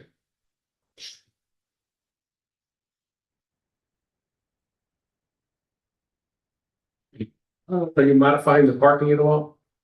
No, the parking, the only thing that really changes is we put in the cart corrals in the top, north side of the building. We are gonna put a small ramp here and take up one parking space. The existing handicap parking is here and there's a curb ramp there, but we're gonna put a ramp there, so when folks come out of the front doors with their shopping carts, there's a step there now, a curb. So they'll be able to push their carts down, ramp down to the pavement level and go to their cars. Okay. And pedestrian crosswalks, we talked about a little bit about those in our notes to you. Yeah. There is one existing break from Broadway in the wall, and then it will cross over there, so that will be, the parking lot is planned to have a fresh steel coat and then restriping, so that will be repainted, and then there's a connection currently to the Rite Aid, to the old Rite Aid from the Midtown Neighborhood Center, and that will be maintained as well, Yes. correct? Yes. Okay. Yeah, we'll restripe that crosswalk, and I think there was a crosswalk connecting to the neighborhood center there too, so we can stripe that. Can you talk about landscaping a little? Do you have any plans to refresh, update, Yeah, so the landscaping there, it's a pretty ample landscaping that's existing there now. So our plan was to clean up the mulch beds, refresh them, put a new mulch, etch them, that kind of thing. Any plants that are dying or dead, we would replace them. So that was our plan. We were adding some screening around the refuse enclosure with some evergreens. So that was really our plan there. We thought the landscaping was fairly nice. We saw, so we were just hoping to kind of spruce it up and maintain it. any new landscaping will need to be done with the native species. Mhm. And I know that we talked about you could submit a landscape plan showing what's existing and doing just a look at what's there and what might need refreshing. There is some landscaping that's going to be removed along the side property line correct, between the neighborhood center. And I know we had recommended that some kind of barrier, guardrail, a wooden guardrail or something be put in there, just because the cars will probably bang into your, Yeah, it's a little rather than close. bang into a wooden guardrail than your building. Yeah. Being where it's located, so that would be a nice, a new addition. And then, the lighting, now, one of the pole lights is gonna have to be decommissioned, right? Well, the one light that's within the enclosure, we were planning on just leaving it there because it would help light the enclosure if the Okay. folks are working there at night. It's outside of the pavement area. All right, So we just were planning on keeping it. okay, The rest of the lights are, I think, in decent working order. We weren't planning on changing them. I haven't seen it at night. Is the lighting decent at night there? Some of them, they shut off, maybe for some reason, we don't know what switch is there. So What time, they shut off on the main voltage, I don't know. okay, So we're trying to look for it, sometimes it's on, sometimes it's off. okay. So we're troubleshooting the controls, Once but the electrician gets there, we'll have to figure it out. Where the pedestrian access comes off of the Broadway sidewalk, can you insert there to some striping across the parking lot there? The Yeah. pictures here say, but can you indicate that on yes, on the final drawings? yes, we will do that. And I'll show the other crosswalk that goes to the community center as well. Where's that one on there? So that is right across here now. Okay.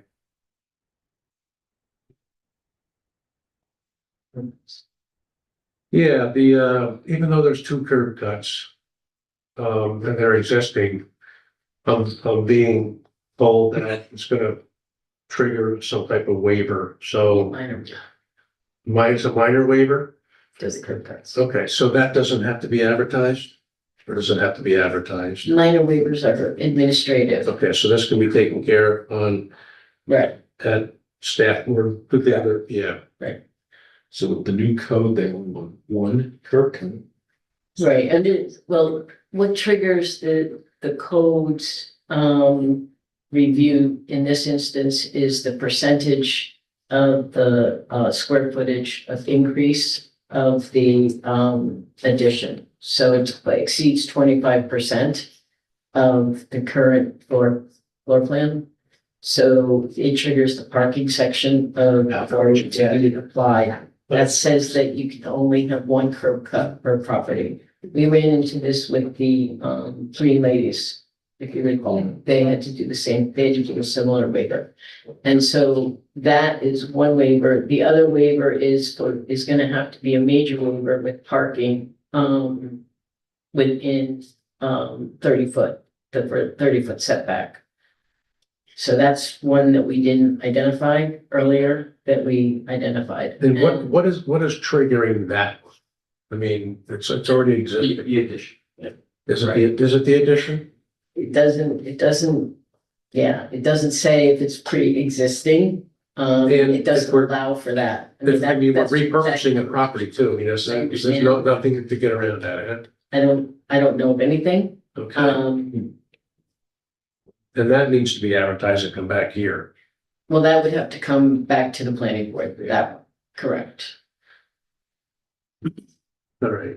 So for the first one, for the two curb cuts, is that, you just need a concurrence here to send it off to you, or what's that? You can obviously submit your thoughts, your comments, and I'm willing to take them, but that would be through administrative review, that we circulate, we talk to other agencies, yeah. I think, yeah, absolutely, two curb cuts. Good. Yeah. Yeah, I agree. Yeah. Agreed. You are, right now, the curb cut out to Broadway, when you exit, is right turn only. That sign appears on your site plan. I'm presuming that's gonna stay and it's gonna continue as right turn only, correct? Yes. Yeah. All right, just wanted to confirm that. So the parking setback, it's gonna require you to come back next month, unfortunately, we can't get it, you know. They broke the news to me a little while ago. So. Yeah, well, It's like won't be as long. Well, that should be the only stipulation is I'm not gonna do that if it's a salon. You want to extend the questions thing, let people ask a question? What's that? Do you want to extend the question theme of the meeting? I would love to extend it to you. Thank you. Yes. I have two questions. I'm wondering how many parking spots are available in that parking lot? There's 50 now, we're gonna reduce a couple for the car corrals and for that little ramp I pointed out in the front, so we'll have 47. 47? Yep. And then how many jobs are you anticipating? We had a narrative about that in the application. I don't remember off the top of my head, but I think it's 25 full-time. Yeah. And 25 full-time, 15 part-time. Part-time. And 15 Part-time, yes. Cool, thank you. It's not a big, small business. My question is about, two things actually, the curb cut, on Broadway.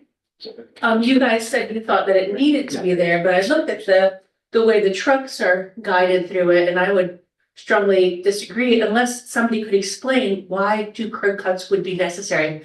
And then I have another question too, but if you don't mind. That one, why would you need one on Broadway? You could actually get two street side parking spots if you didn't have that curb cut. It would be safer on Broadway and you don't need it. Or how do you need it if you don't think you need it? For me, if you come out of that second curve, you can only make a right going on the Broadway, coming out of the one on the bottom. If you want to go the other way or over to Grand Street, that other exit takes care of that. Then, I don't know if that. You make both directions from Pine Grove, right, though? So. I think it just helps in overall traffic circulation, so traffic go both ways, they're not turning around when they get down to the end there, people, they could come down to the end and get stuck and then just try to happen, and if there's cars parked on each side, they have to make some maneuver or back up in order Wouldn't to. just arrows solve that problem, like don't go that direction? And it's vehicular traffic, right? So what about pedestrian traffic? It would impede that, it would hurt the pedestrian traffic to keep that there. But you can walk out the same exit. Walking up Broadway, walking up and down Broadway. It's a danger to have a curb cut. There's a reason in the code why we have one curb cut limited in why it's supposed to be on a side street. So you're totally discounting that. Yeah. You're not paying attention. You're not considering it at all. The whole purpose of it. And then my other question is, what about the assuming you get a waiver for the setback for parking requirements, assuming that that's granted, what about the Pine Grove parking, the one along Pine Grove? You're supposed to have planting strips at the end of both of those, and they're supposed to include a tree. Are those in the plans anywhere yet? Tree at each end of the Pine Grove parking? Yeah, that's part of the on-site parking requirements, is that if you have that many parking spots in a row, you're supposed to have green at the end, and they're supposed to each include a tree. So we're not showing any of the existing landscaping there. I'm not sure if there's trees there. Yeah, trees, yes, now you'd have or to add not. one. So we can look at that. I mean, if we need to add a tree, we could do that. 2 trees, one on each side. Yeah, I understand. If the board concurs.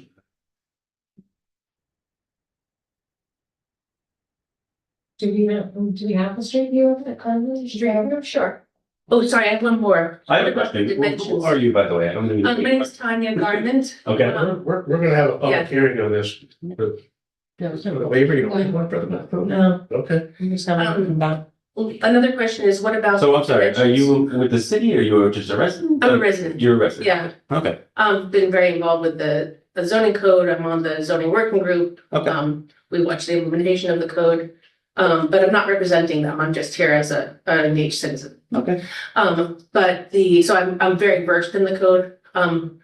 And you're supposed to have, the parking lot, site parking requirements also have dimensions for the travel lanes in the parking lot and each parking spot. And will you be adding those to your plans and to make sure they're in conformance with the? I guess I would have to look at the code because I'm not as familiar with you about that as, you mentioned, so I would do that. And I don't know if any of these things are triggered based on the work we're doing here, adding trees. 25% increase in. Well, I guess some things were and some things weren't related to that 25%, so. The on-site parking. Only. Ma'am, all I'm saying is I'd like to read that and understand. Oh, right, yeah. And This is just that and- section. And if it's required, then. Staff is they'll offer guidance on that too, so. Sage, is there a particular? No, I was just wondering, we were discussing the trees over at the other side on Yeah, Pine there's- Grove side, but there's plenty of trees over there. And there's already a tree next to the church. There's a tree in front of the parking, there's a tree, yeah. I was just seeing how many street trees were there and how many trees, how much planting they had on that side of the. So Pine Grove Avenue, doesn't it have that median in the middle of the street? Yeah. It does, yeah. So you got tractor trailers coming over there? Yeah, we depicted that on our turning plan, so they can make it in there. For that system. Okay. You want to ask? Thank you. Yeah. Yeah. Fire chief has a question for you too. You plan on tying in the sprinkler system onto the That's our plan. So we're showing a new a water service line coming in off of Pine Grove and tying that in. So we're exploring this. And as far as that chute going out, the garbage chute going out? Yeah, the front, yes. Hydraulic, you got the hydraulics on the inside. Yes. Is there, and throughout the chute of it, the chute having a sprinkler system within? Very similar to a high rise, we have a garbage chute going down to the buildings and some high rise have designed. Yeah, I mean, it's not like that as like a high rise shaft. It's just basically there's a hole in the wall. Shaft that goes out. Yeah, just a Yeah, short no, metal. I'm very versed with that. Grand Union had to be Kingston Plaza. Yeah. So I know where the fires are. Okay. I wasn't familiar that they put sprinklers in there, but I guess. So, yeah, something that they throw down the chute gets everything goes in there. Then when you compress it, and maybe some type of mixture inside, compress it out, which has ignition doors. And then the fire will travel upward, which means comes right back up to the door. Yeah. To the Okay, we'll look into that. I mean, I'm just inquiring about it. Yeah. Do you know if you have that at your other stores? No? All right. Well, It's not a shoot, it's just a door, you open until it out there. yeah. Special. So I guess we'll look at the NFPA, whatever the sprinkler codes are and comply with it. Okay. Is something to consider for this curb cut we're looking at, having it be exit only? Yeah, it's exit only to the right hand side. That's the way this current. Yeah, you can enter. I mean, exit only, like, you can't go in there if you want to turn in. Is it Go an to entrance? section. It's only an exit. People do enter it. Do they? Yeah. I thought it was, I always thought it was just because it's got that weird curve. I thought. I mean, I don't think it's restricted now. There's no signs like do not enter. Yeah, no, I thought for some reason it was. I go in there all the Do you? Oh, yeah. Well, not in the mall, the one. Well, now there's no exit there, so if you're going in there, you're trespassing. Okay. It's not. Are there any other questions that the board has of the applicants, for tonight? No, none at this time, I think that's. You've already gotten our staff notes, so we don't need to forward those to you. And we'll be working with you about the other code issues. Okay. All right. Sounds good. Any other questions? Nope. Okay, at this time, we'll take this item 4, you said? Yeah. I make a motion that we table item number 4 for a second. Second by Vince Archer. All in favor? Aye. Opposed? Carried. Thank you. Thank you very much. Thank you.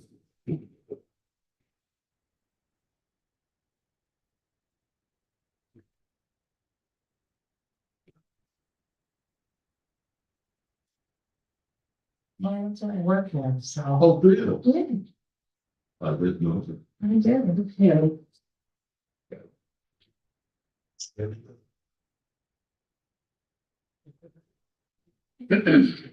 You know, what to do it, I should do it back one place, huh? I heard, well, I'm in the lending, in the little house in the lending division, up in Sawbridge. It's very good. Right next to me, actually, of course, like a little building next to it. I was very eventually there. Sorry. The house obviously. All right, We know things and. okay, yeah. We do. Item number 6. Is it?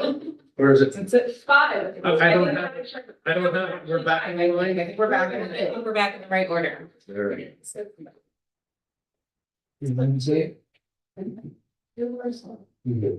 All right, bond reduction, 104, item number 5, 104 Smith Avenue, 110 Cornell Street, and 35 Boone Avenue.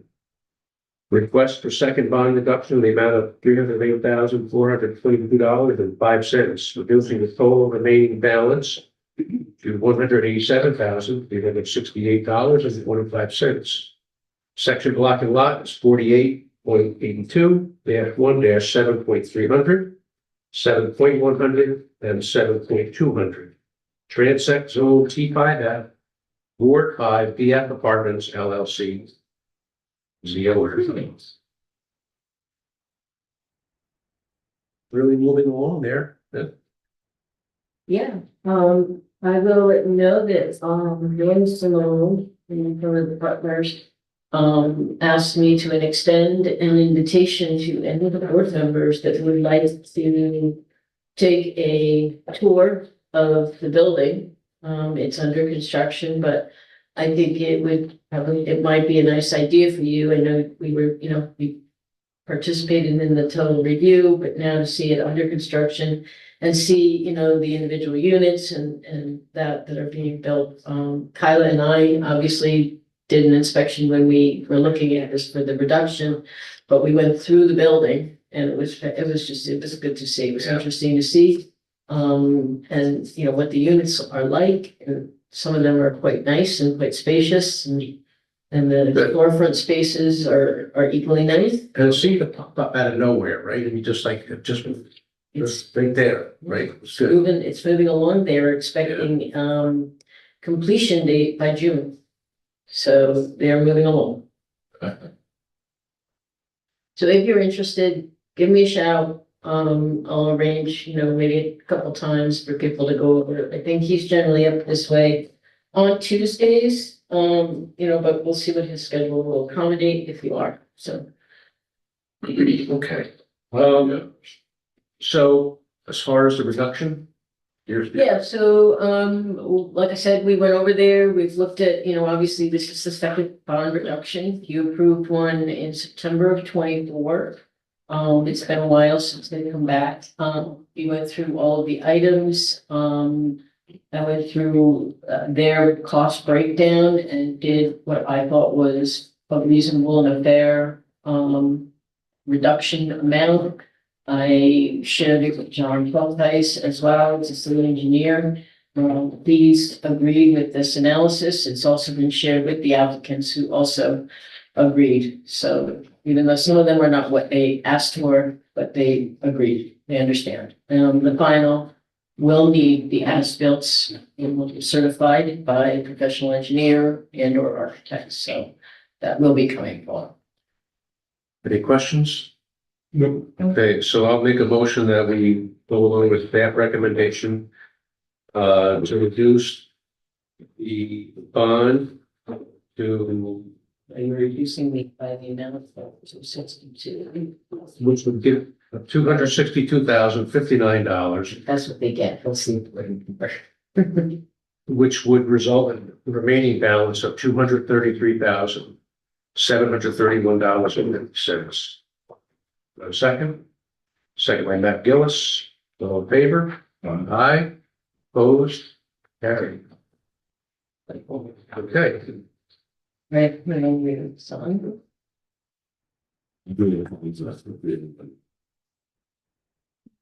You're signaling? Yeah, but I'm white. Okay. All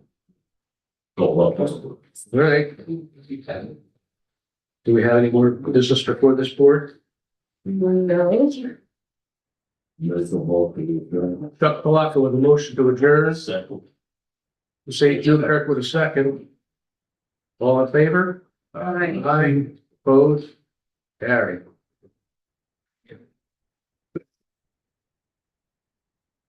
Remember the intent of the